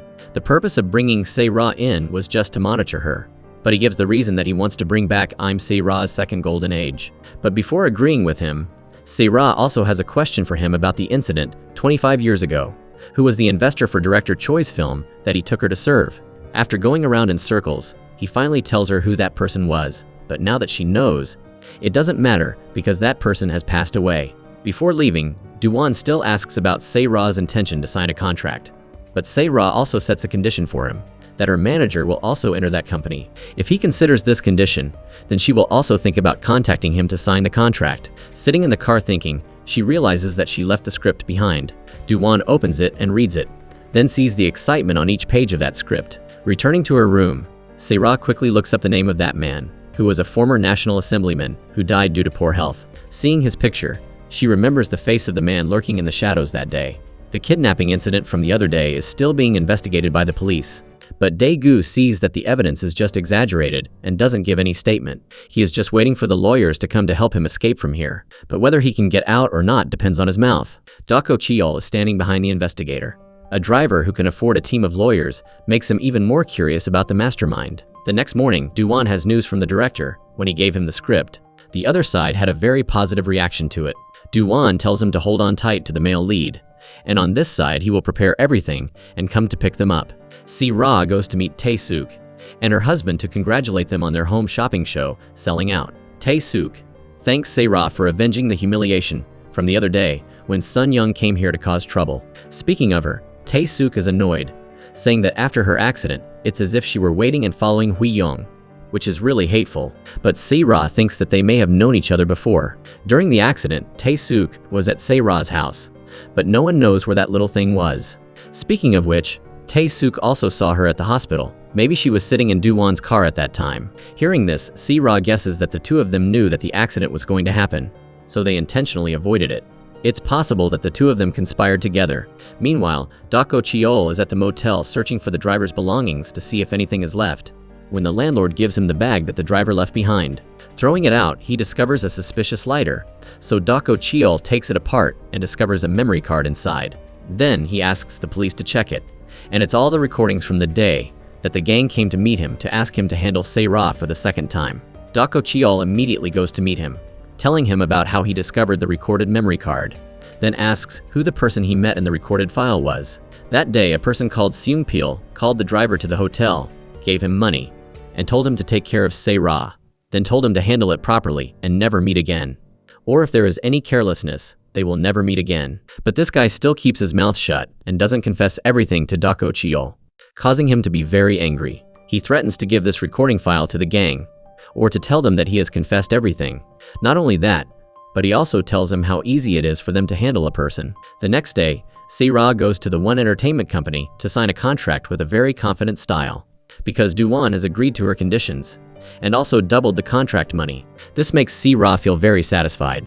When leaving, Do-won returns the script from the other day to Se-ra. The two of them both really like this script and talk about it. Leaving the company, the CEO immediately meets Dako Cheol to show him the contract. And by the way, tells him that the man she met 25 years ago has passed away. Because she was wearing the same watch, she thought it was the same person.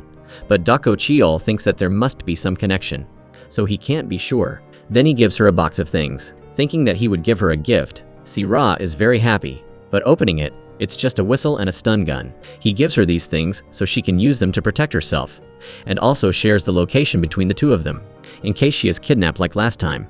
Just returning to her sister's house, she receives a call from Dako Cheol. He tells her that tomorrow she has a commercial script to film. Se-ra hears this and screams with joy, feeling very excited. But the next day, arriving at the film set and reading the script, Se-ra doesn't agree with the image, so she calls Do-won. But because Dako Cheol is nearby, she can't say anything more. She also tells him that during the filming of the commercial, he should go outside for a while. After that, everyone shouts, Hui Young is here. Then it turns out that the main character filming the commercial and acting with Se-ra today is her. Seeing Hui Young, Se-ra's heart suddenly beats fast, afraid that she will recognize her. The director calls Se-ra over to introduce today's acting partner, but as soon as he finishes speaking, Hui Young shows a dissatisfied look, looks down on Se-ra, and firmly leaves, not accepting this request. Seeing Hui Young leave, the director tells Se-ra to run and find her, and persuade her to go back. Although she doesn't want to, Se-ra still does as she says, and bumps into her sister. Her sister knows that today is the first commercial, so she brings cakes for everyone. Se-ra tells her sister to wait here for her to return. Se-ra runs straight to Hui Young's car, begging her to return for everyone. But Hui Young uses the same words that Se-ra used to say to her in the past, on the first day that she filmed a commercial with Se-ra. Not only that, she also wants Se-ra to show sincerity, like she used to kneel in front of her. Knowing that Hui Young has recognized her and intends to take revenge, Se-ra can only bow her head and apologize, but only receives Hui Young's scornful smile. Unable to bear it anymore, Se-ra starts to get angry. She raises her head and makes a scene with Hui Young, causing everyone inside to rush out, then takes the clothes and throws them on the ground, declaring, I don't want to film anymore. Hui Young, sitting in the car, only knows how to pretend that she is the victim. Arriving at the company, Do-won is angry because Se-ra's actions caused the company to be sued, demanding compensation. The two of them argue inside. Dako Cheol, hearing this outside, decides to go meet Hui Young. He gets information about Hui Young's schedule and goes there. Because of what happened, Hui Young is annoyed, so she takes out her anger on Sun Young, constantly making things difficult for her, then tells her that a person who got here by relying on her. What can she do on her own?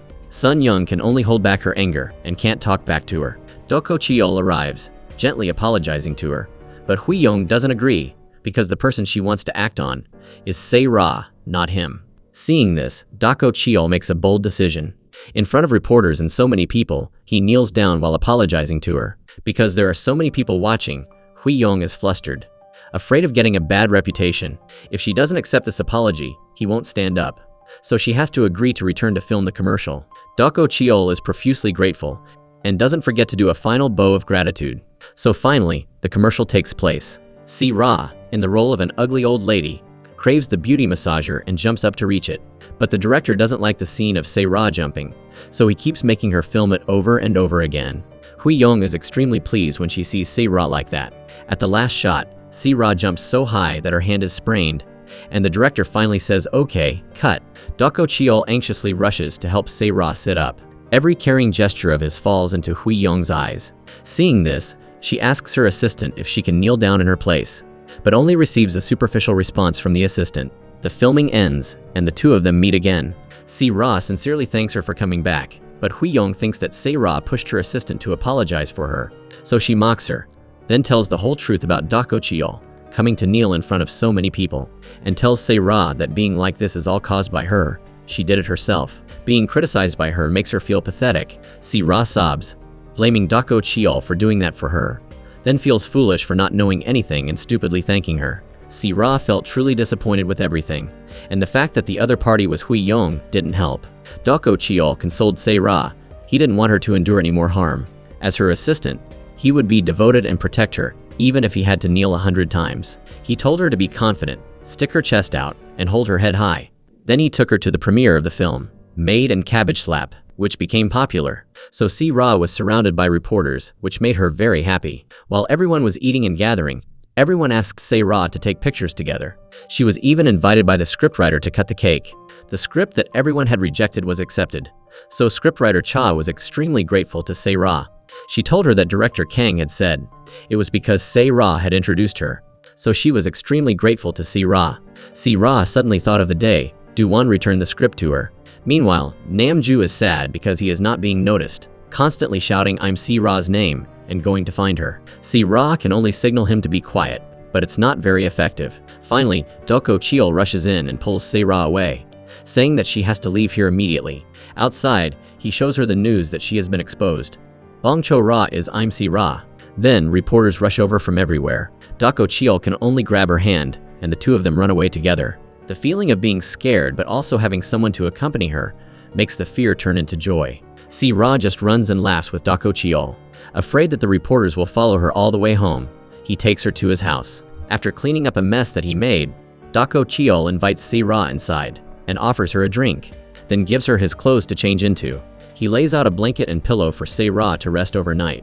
After everything is settled, Si Ra thinks about what happened, and she still doesn't have the confidence to face everyone. Going out to get beer to drink to relieve stress, she sees an awkward scene. Dako Cheol is going out to get clothes, because before that, his clean clothes in the bathroom fell into the toilet. Then she bumps into Si Ra, and the towel on his body falls down. Si Ra can only blush and quietly goes inside, lying on the sofa, wondering what she saw. Si Ra's news quickly spreads on TV. Her sister also sees it. She immediately calls her sister, but can't get in touch. Her daughter comes home from school and also knows about her aunt's situation, and understands why her mother hates her for following the path of art. But for her, the family must protect and support each other. No matter how much her mother hates her aunt, she shouldn't treat her like that. The next morning, Dako Cheol cooks breakfast for Si Ra, but calling her doesn't get any response. Opening the door, he rushes in and learns that Si Ra is inside reading the news about herself. She is sad because everyone recognizes her. He tells her not to read news like this anymore, then invites her out to eat breakfast. Meanwhile, Hui Yong goes to the company and makes a scene with Do-won about his letting Si Ra be the supporting female in her upcoming work, then tells him to eliminate Si Ra immediately. But this is his first work officially produced by the One Company, so she doesn't have the right to ask him to eliminate the actor. And the incident of revealing Si Ra's identity to the reporters was also caused by Hui Yong leaking the information. Now Do-won has to go clean up the mess she caused. After 25 years, her personality hasn't changed at all. Do-won tells her that no matter what their relationship is, they must know the limit. Outside, Dako Cheol goes to the company at Kang's call and discovers Hui Yong and him arguing inside. He gives Dako Cheol the upcoming script that Si Ra will act in. Looking through it, he sees that the supporting female is a big role after the lead, so Dako Chiol is very surprised. Hui Yong doesn't want Se-ra to get involved, so she requests a trial audition.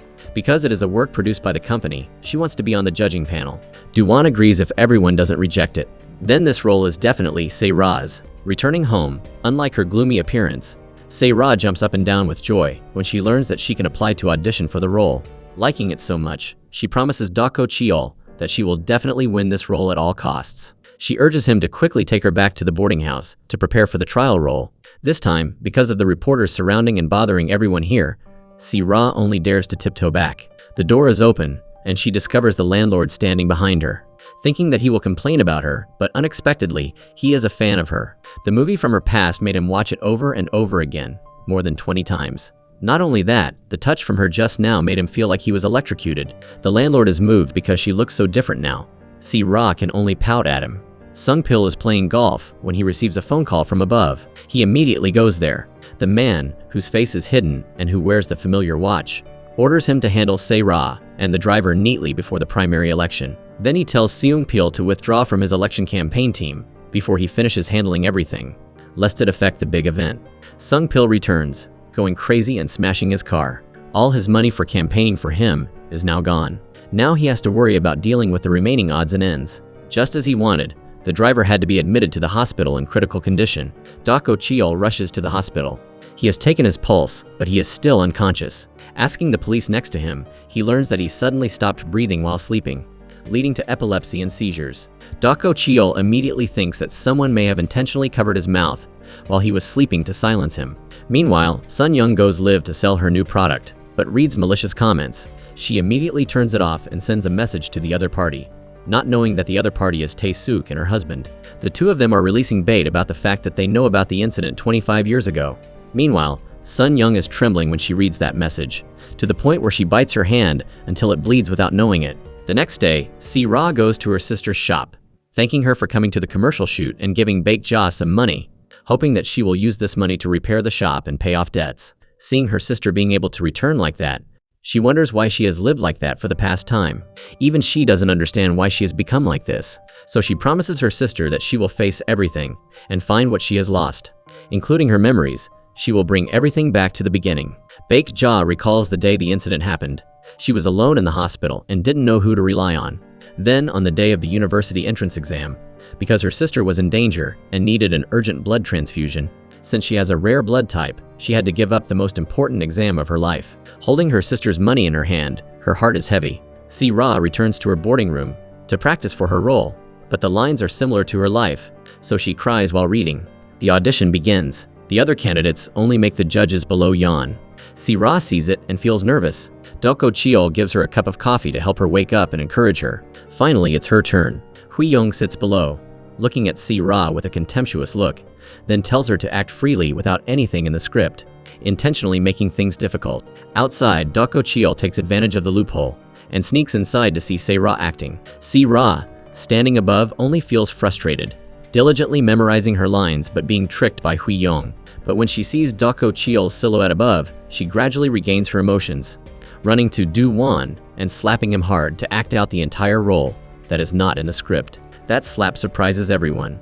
Then she gives Do-won a second slap with her acting, replacing the feelings in her heart that she has wanted to say to him for so long. She uses the lines of the work 25 years ago to act again, blaming him for ruining her dream and destroying her life. One of the judges tells her to continue acting, making Se-ra even more engrossed. Those words make both Hui Yong and Do-won feel somewhat guilty. She asks him what it feels like for her to come back and be alive and well here, then tells him to open his eyes wide and watch her revenge, because this is just the beginning. The remaining two judges clap wildly when watching Se-ra's performance. The casting ends. The two judges are still impressed with Se-ra's acting. They wonder what it would be like if she acted in that work instead of Hui Yong. It's been a long time since they met a real actor like Se-ra. Those words are heard by Hui Yong below. She clenches her fists, feeling extremely angry. Do-won has a date with Sung-pil tonight. He tells Do-won to handle Se-ra quietly, then find him a new girl to bring here to relieve his boredom. But because he has been doing this for 25 years, Do-won doesn't want to do it anymore. For him, 25 years is enough time to repay Sung-pil. After saying this, he stands up and leaves. Se-ra is at home waiting for news to see if she is accepted or not, when a phone call comes informing her that she has been accepted for the supporting female role. The next day, Do-won tells someone to publish an announcement in the newspaper to inform everyone of I'm Se-ra's return in the new film. Hui-young reads it and becomes angry and loses her temper. She tells everyone to leave, don't touch her anymore. Meanwhile, Se-ra looks at herself in the mirror, feeling a bit overweight, so she wants to exercise and lose fat. She chooses to run and exercise with Doko Cheol. After a hard time running and doing pull-ups, she is finally able to rest. Doko Cheol tells her to exercise in crowded places, and absolutely not to go to places without CCTV. Se-ra is very happy that he cares about her, and also takes out the whistle that he gave her, saying that she always carries it with her. In the following days, Se-ra diligently runs and exercises, although it is a bit hard, but thinking about the future, she continues to try. After a while, Se-ra's hair has also changed, and her body is slimmer. Doko Cheol looks at Se-ra's magnificent appearance, and can't hold back his happiness. He puts on the necklace that he bought for her, but lies and says that it was given by the investor. Today is the premiere of the new film. Hui-young thinks that she is the most prominent person today, but all the lights and curiosity of the reporters are focused on Se-ra. She has returned with a perfect look, confidently walking towards the stage. Seeing Se-ra attract all the attention of the reporters, Hui-young constantly signals Do-won, do something to stop it, but he doesn't even pay attention to her. The interview continues, with reporters constantly asking Se-ra about the new film that she is about to release. Hui-young is uncomfortable, takes a sip of water, and chokes. She stands up to go outside, but accidentally trips over her dress, causing reporters to rush over. Embarrassed, she is unable to stand up, so Do-won has to help her return to the room. And then, she goes crazy like a beast, extremely angry, throwing everything around. Just then, Do-won receives a phone call from the investor.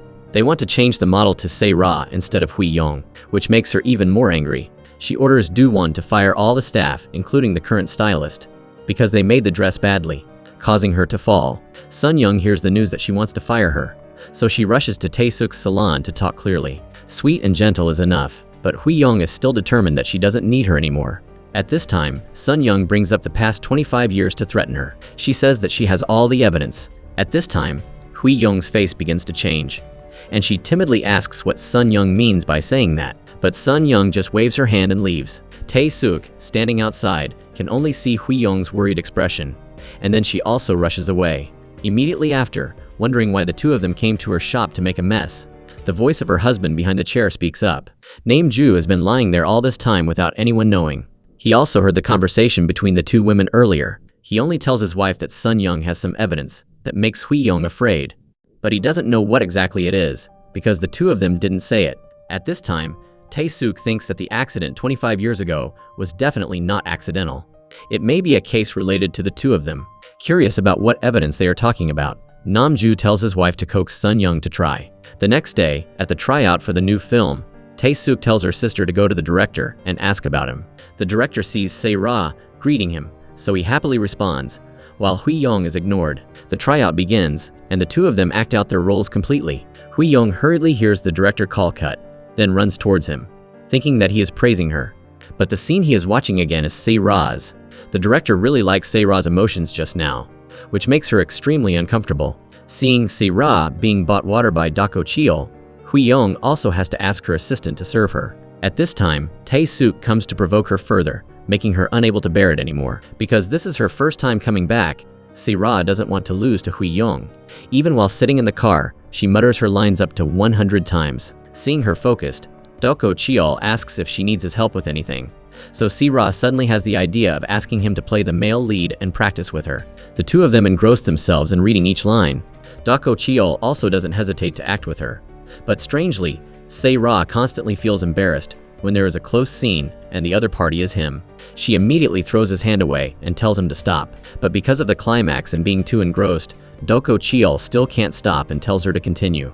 Just then, the phone rings, so Doko Cheol runs to answer it. Seeing that he seems busy, Se-ra makes an excuse and tells him to go do his work, and that she can practice on her own.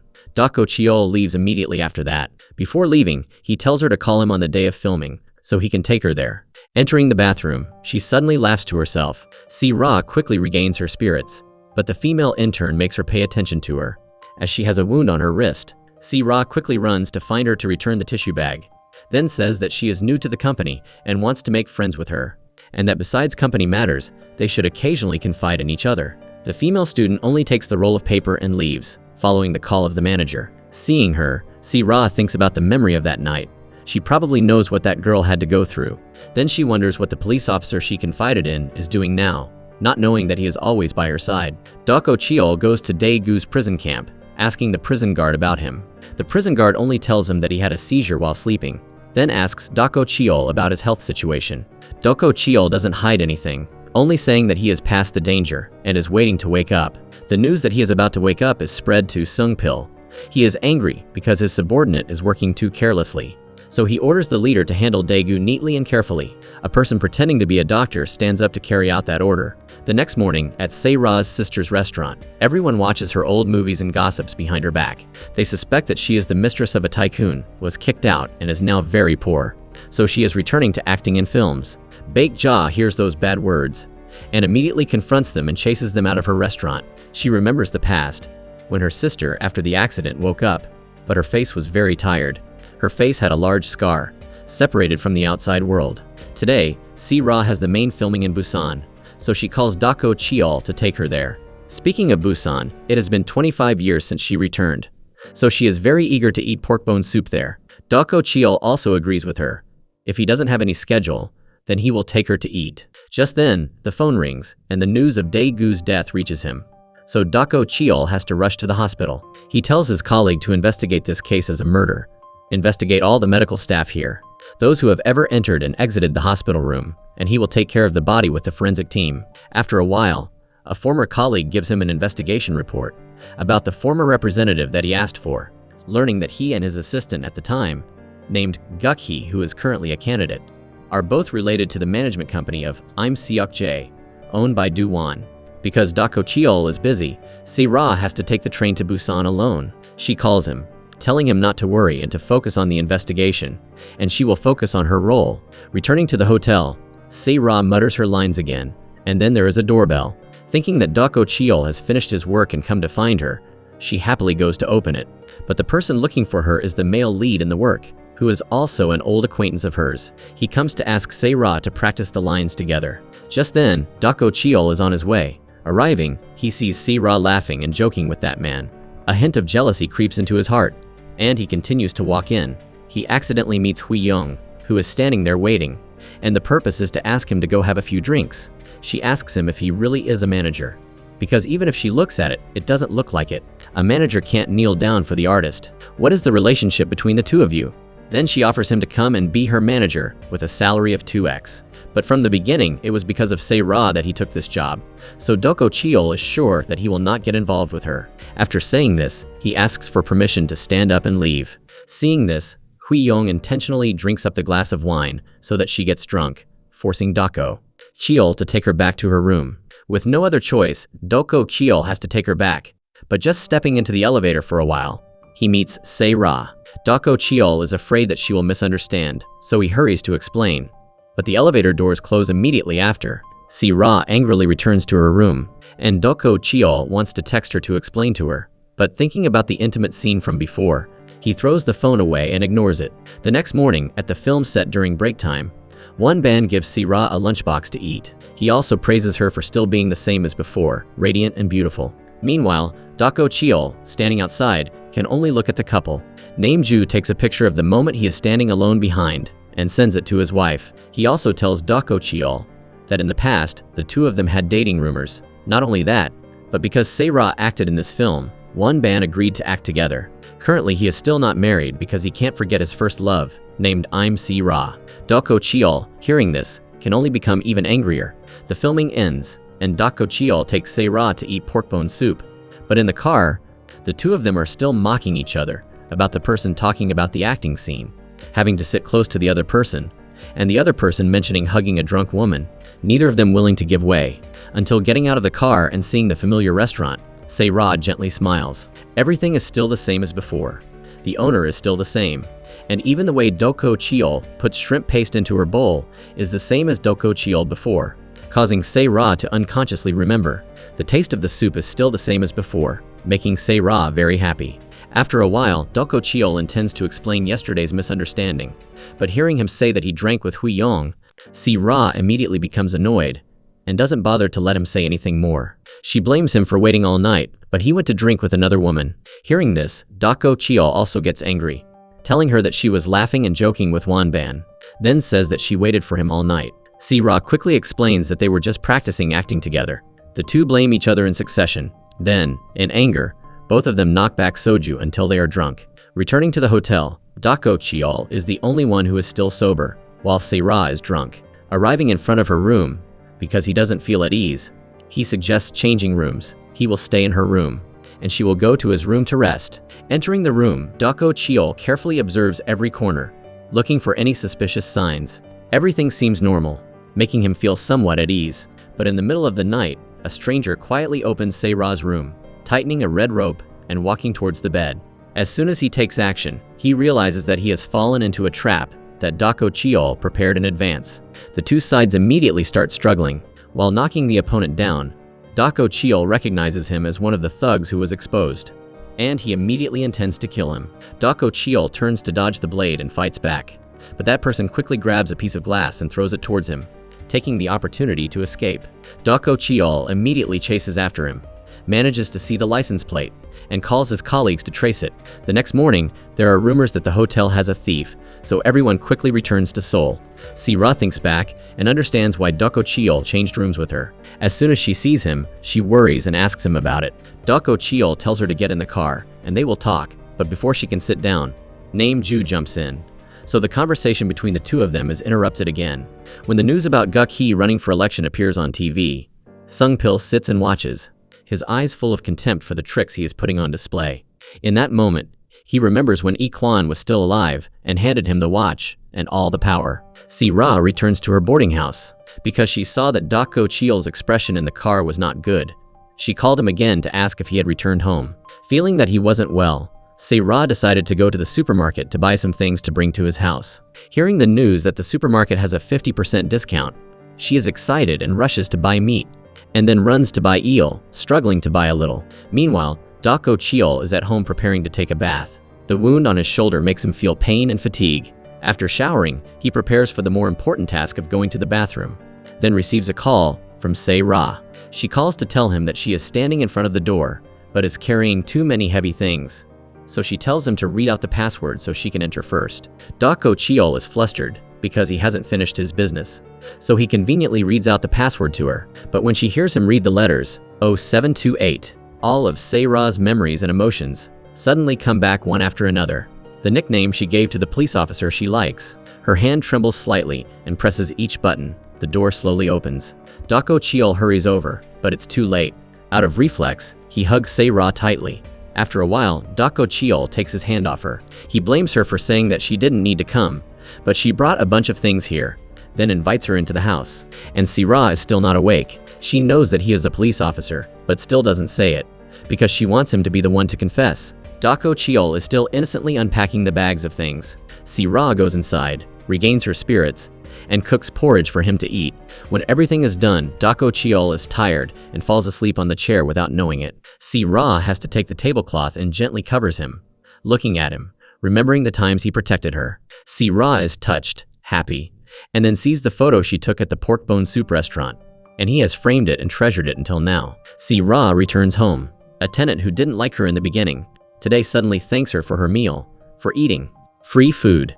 Unable to sleep at night, she goes to her room and offers to massage her arm. After a while, someone reports, reporters are coming here. Se-ra hurries out to assess the situation. They want her to answer questions because of a serious rumor. Dako Cheol, at home, gradually wakes up, seeing that the food has been arranged.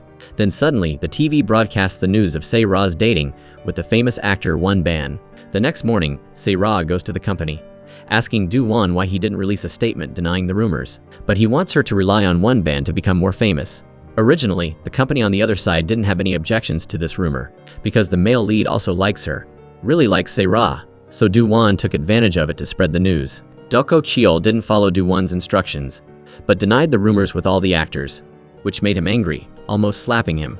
Se-ra hurriedly shouted, telling him not to touch her manager, even just a hair. Then he turns to tell her to take this opportunity to really date him. Meeting a famous actor like him, she should beg and kneel down to thank him. This remark offends Se-ra, causing Dako Cheol to be annoyed. He glares at him, causing him to shrink back somewhat, then tells Si-ra to go home. Just getting in the car, she discovers the female intern from the other day in the bathroom. She tells them about seeing a bruise on her arm, feeling a little strange, so the two of them decide to follow her. They take that girl to a large building. Dako Cheol tells Si-ra to wait here, and he will go in and investigate. But everything is so strict that he can't go deep inside. Si-ra, sitting outside, looks up at the building, remembering when she was led by Du-won to entertain guests. She suspects that this girl is also like that, so she tells Dako Cheol to wait until the girl comes out. It's not until night falls that the girl runs out crying. Si-ra chases after her and sits next to her, inviting her to go to a cafe to talk. But the female intern only thinks that she is deceiving her under the orders of the manager. Checking to see if she is saying anything, then angrily runs away. Just coming outside, she meets Dako Cheol, who is looking for her. Si-ra tells him everything. He then tells her that she can't stop a child like that. He tells her about meeting a child like that, unable to stop, which led to burning her life. That girl came to the station in a battered state. She didn't remember what happened because she was drugged, and because of the role, she believed those words. Dako Cheol promised her that he would catch all those bastards, then also investigated and found out that Seung-pil was involved.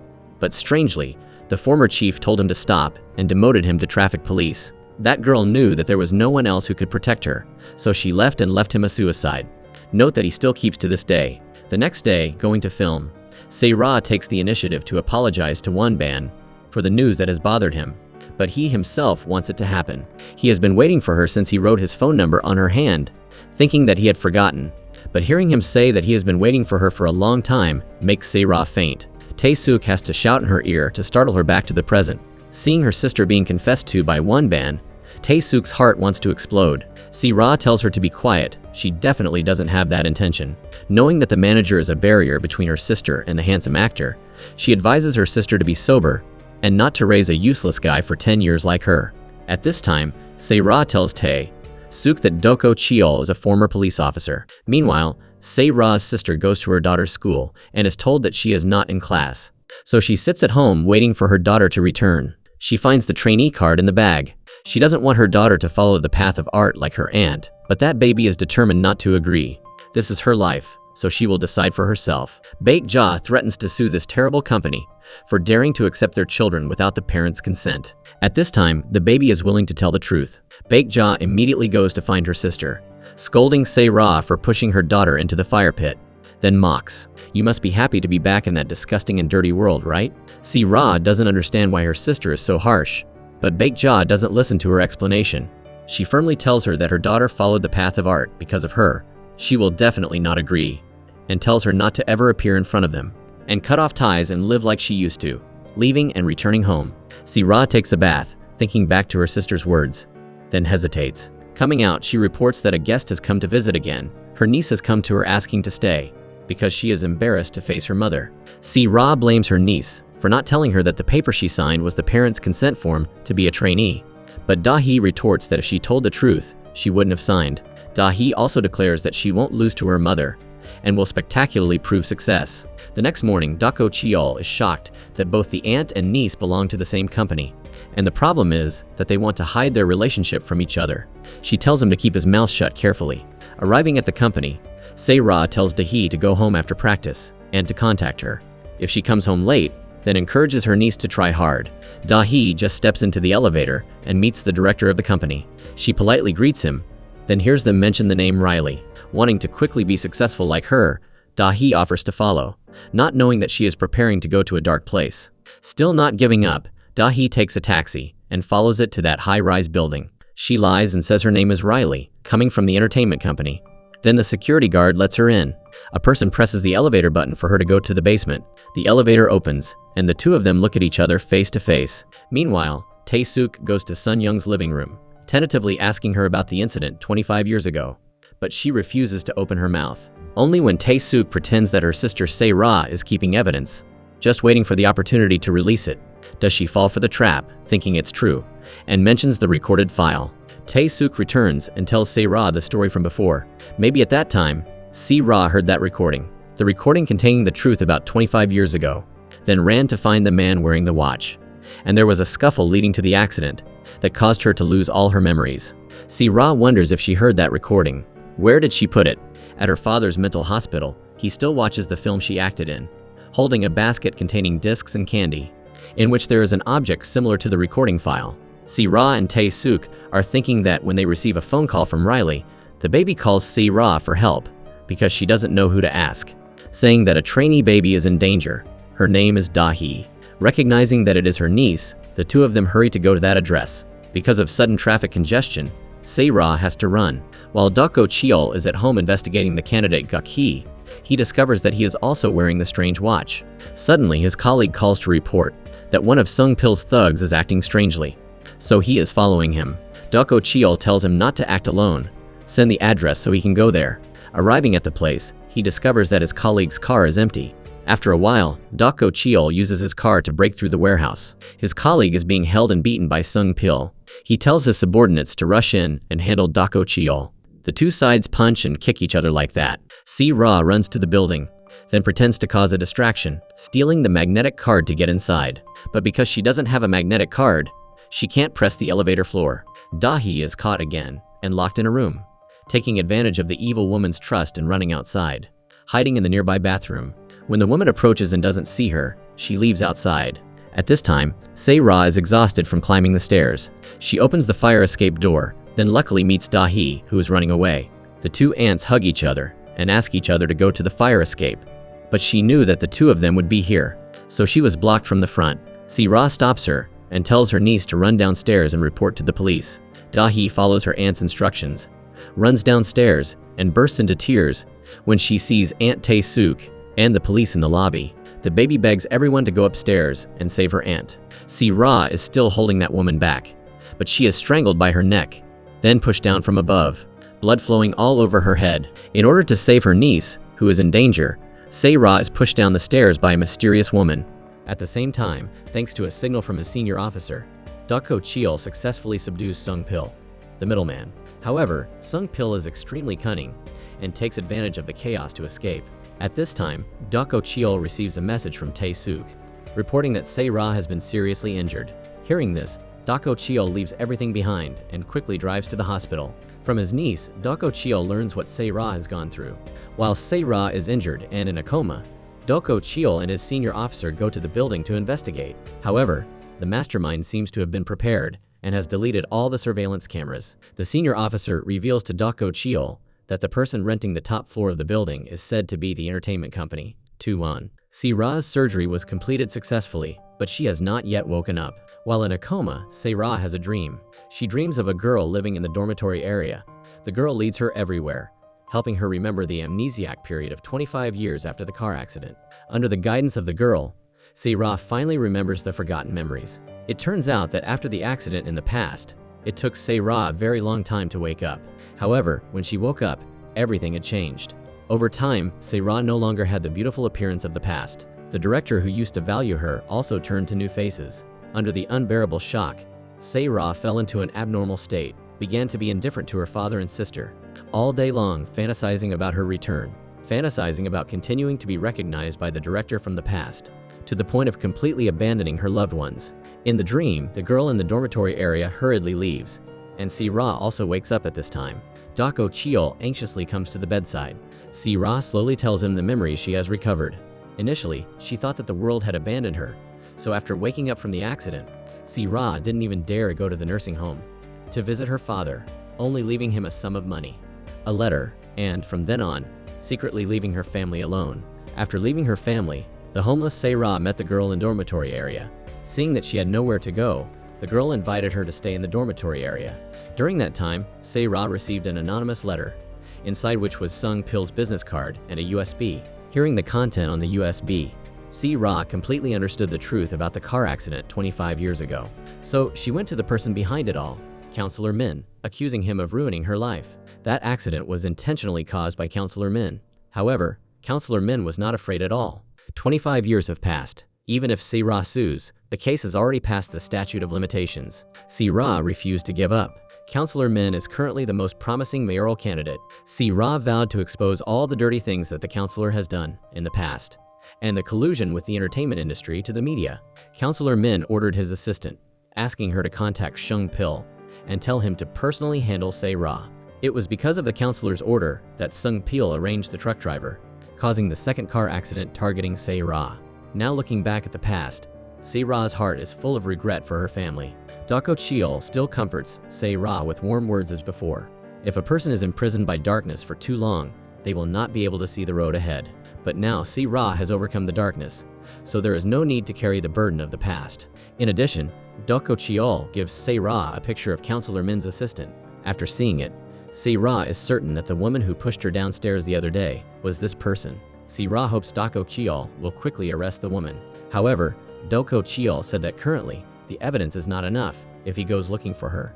He will only disturb the snake and alert the enemy. Dako Cheol plans to use Sung-pil as a breakthrough point. As long as he makes this middleman, who has done dirty things for Counselor Min, confess, everything will have a chance to turn around. At this time, the junior officer calls to report that Seung-pil has been found. But when he was discovered, he was already dead. Dako Cheol quickly goes to the scene of the crime. After exchanging information with the junior officer, he is convinced that Seung-pil's death was a murder disguised as suicide. As expected, after Se-ra discovered that the intern was being taken to Counselor Min to be entertained, Counselor Min's assistant and Seung-pil met. Seung-pil was angry, thinking that Counselor Min only sent the assistant to meet him was crossing the bridge and dismantling it. The assistant admits it and takes advantage of the fact that no one is paying attention to kill Seung-pil to silence him. Now, Counselor Min's assistant meets privately with Do-won, reminding Do-won that Da-hee is Se-ra's niece. Do-won is also very surprised about this, and doesn't even know that Da-hee has run to Counselor Min's building. The assistant asks Do-won to deal with the aftermath. In short, to keep Counselor Min's secrets. Do-won panics and returns to the company. If Counselor Min's secrets are exposed as part of the interest group, he will also be in big trouble. At almost the same time, Dako Cheol comes to the company and asks the female intern about the incident that day. The female intern initially doesn't want us to say anything, because if everything is exposed, she will lose her valuable debut opportunity, and her efforts for her dream will go down the drain. Dako Cheol reminds her that if she keeps hiding it, countless other girls will definitely be harmed in the future. The female intern is persuaded by Dako Cheol and finally confesses that, all those times, the training leader, who is in charge of managing the interns, took her to that building. It's possible that the team leader knows the inside story clearly. After expressing his gratitude to the female intern, Dako Cheol secretly sneaks into the team leader's office. After searching for a while, he discovers many confidentiality agreements. Seeing these contracts full of secrets, Dako Cheol is even more confident in what he has been investigating in the past few days. When preparing to leave the company, Dako Cheol accidentally meets Do-won. Do-won thinks Se-ra is still in a coma. The tone he expresses shows an unconcealable schadenfreude, clearly hoping Se-ra will die so there will be no witnesses. Dako Cheol bluntly warns Do-won to watch his words. Do-won discovers that Dako Cheol has a file in his pocket, but when he looks closely, it is only a script. Do-won doesn't know. The secret documents have been hidden on Dako Cheol and secretly taken out. Thanks to these documents and Dako Cheol's efforts, the prosecutor brought a search warrant and turned Do-won's office upside down. An official investigation is also launched into the entertainment company Do-won. Knowing that Seung-pil has died, Se-ra feels worried, afraid that if she can't find evidence to convict the counselor, she will also suffer the same fate as Seung-pil. Dako Cheol is still gentle, promising that no matter what the circumstances, he will protect. Se-ra will not let her fall into the darkness alone like before.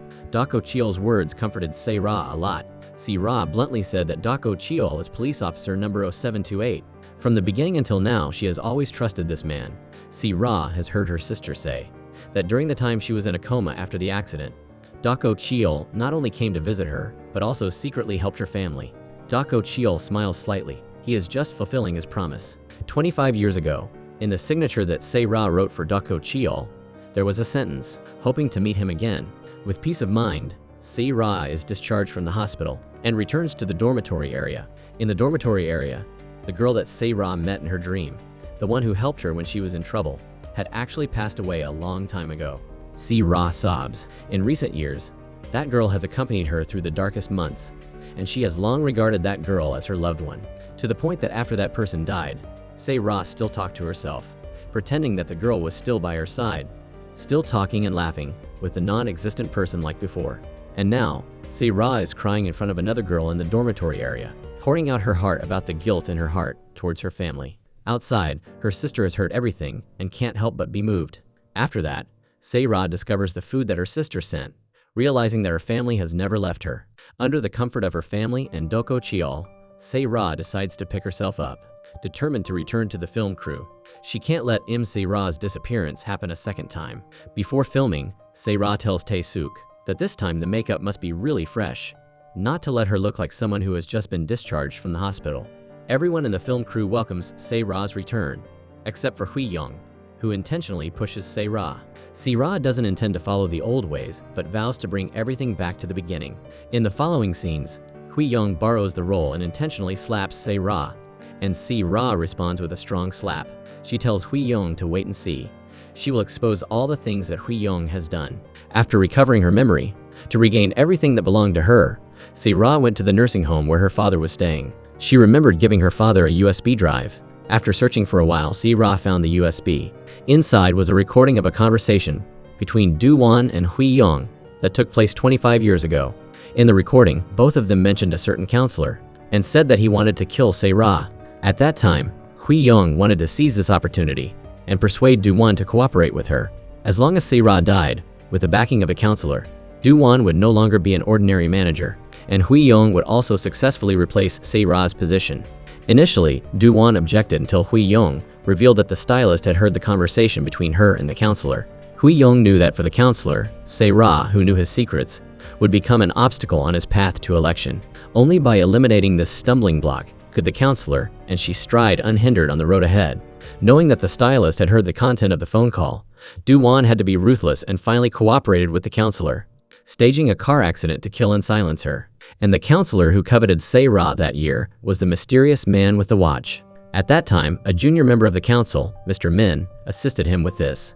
Later, the counselor gave the watch and his political legacy to Mr. Min, creating Counselor Min of today. All these secrets Se-ra knew clearly. Therefore, on the film set at this time, Se-ra was no longer afraid. Taking advantage of the filming, she slapped Hui-young in the face repeatedly, declaring that she would make those who do evil like Hui-young fall into the abyss. Hui-young was extremely worried, afraid that Se-ra had discovered the secrets of the past. In front of Se-ra, Hui-young lost control and screamed, thinking that Se-ra had no right to criticize her. In order to get everything she has today, she has paid too much. Se-ra still maintained a calm attitude. She will watch Hui-young gradually sink into hell, and she herself will spread her wings and fly high. Behind her, Hui-young roared madly, threatening to kill Se-ra again.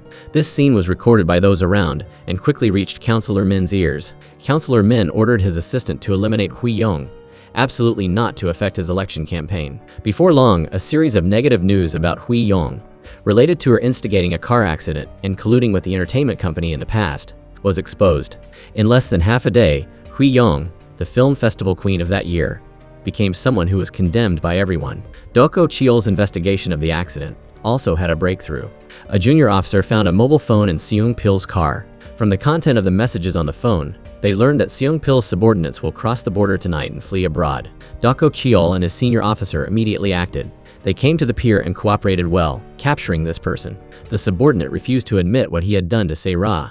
Fortunately, Doko Cheol had made preparations in advance. A few days ago, to kill and silence him, the subordinate did not hesitate to go to the hospital to try to pull out the breathing tube of the driver who caused the accident. However, thanks to Doko Cheol's arrangements, the driver was saved.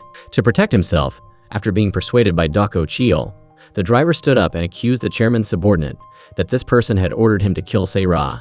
Seeing that the matter had been exposed and there was no way to deny it, the subordinate had to bow his head and admit his guilt. In addition, Doko Cheol also discovered that the person who sent the recording to Se-ra was Do-won. But Doko Cheol knew clearly that Do-won did not out of kindness, but wanted to use Se-ra to cut off the dirty relationship between him and the counselor. Se-ra goes to find Do-won, wanting to give him one last chance, hoping he will confess what he has done. Do-won doesn't agree. Like the stylist, in order to get to the position he is in today, he has paid too much. However, the police had solid evidence in hand. Based on this evidence, the police brought an arrest warrant and arrested Do-won on charges of pimping. When he saw that the person interrogating him was Doko Cheol, Do-won realized that he was a police officer. But to protect himself, Do-won claimed that there were still others above him, and the secret was kept somewhere. Do-won wanted to use this to escape punishment. Unexpectedly, Doko Cheol didn't give him a chance. He pushed the table hard towards Do-won, threatening to force him to reveal the so-called secret. To save his life, Du-won had to confess that he had hidden the secret under the seat cushion in his office. Sure enough, they found a small notebook inside the cushion, full of secrets between Du-won and Counselor Min. Sung-pil's subordinates also confessed to the counselor. With irrefutable evidence, the police quickly had an arrest warrant and captured Counselor Min. At the same time, Counselor Min fell into the trap, and the stylist from the past came to see Se-ra. She apologized to Se-ra for hiding the truth, and knelt down begging for forgiveness. Se-ra didn't intend to pursue the stylist's responsibility, but asked her to make everything public. The stylist agreed, then revealed that she had concealed Hui Yong's crimes in a live broadcast. In addition to the stylist's livestream, the media also exposed the secret of Hui Yong's injecting illegal drugs. Immediately, Hui Yong fell to the bottom of the abyss. While eliminating the bad guys, Se-ra and her niece continued to pursue their dreams. Se-ra's sister wanted to persuade her daughter to give up her dream of becoming an artist, but the baby resolutely disagreed. Se-ra understood better than anyone her niece's persistence in her dream, so she tried her best to persuade her sister. According to Se-ra, it was because of her family being by her side that she was able to completely recover this time. She believes that her niece also needs the support of her family. Not long after, Se-ra founded her own management company, and the first person she wanted to sign was her niece. This time, her sister finally no longer objected, and she signed the agreement with all her blessings. On the night of the company's opening, Dako Cheol came to see Se-ra. He said he had met many people who had achieved their dreams, but he had only seen Se-ra find her lost dream again. Se-ra also replied that, for her, Dako Cheol is also a unique existence. On this road back, Dako Cheol steadfastly accompanied and supported her without hesitation. Se-ra invited Dako Cheol to be her manager for one last day. This time, there is no need to run around, just sit still. Dako Cheol couldn't have imagined that this time, the place he would accompany Se-ra would be the award ceremony of a film festival. Under the spotlight, Se-ra took Dako Cheol's arm and entered the auditorium. The award results were as expected. Se-ra won the Best Supporting Actress award. After 25 years, Se-ra finally once again welcomed the shining moment that belonged to her. Standing on the stage to receive the award, Se-ra thanked every relative, friend, and colleague who had never given up on her, and especially mentioned her precious manager, Mr. 0728. After the glittering award ceremony, Dako Cheol disappeared without a trace. Se-ra answers the reporter's interview. When asked about her relationship with the manager, Se-ra replied that, for her, that manager is an extremely precious existence. Suddenly, Dako Cheol asks Se-ra a question from the crowd. What if that person doesn't just want to be normal friends with you? He wants to become a solid companion, walking with you towards the light? Se-ra nods and smiles. That is the relationship she wants. With that, Se-ra walks towards Dako Cheol, towards the Mr. 0728, who belongs to her life. The film ends. Thanks for watching.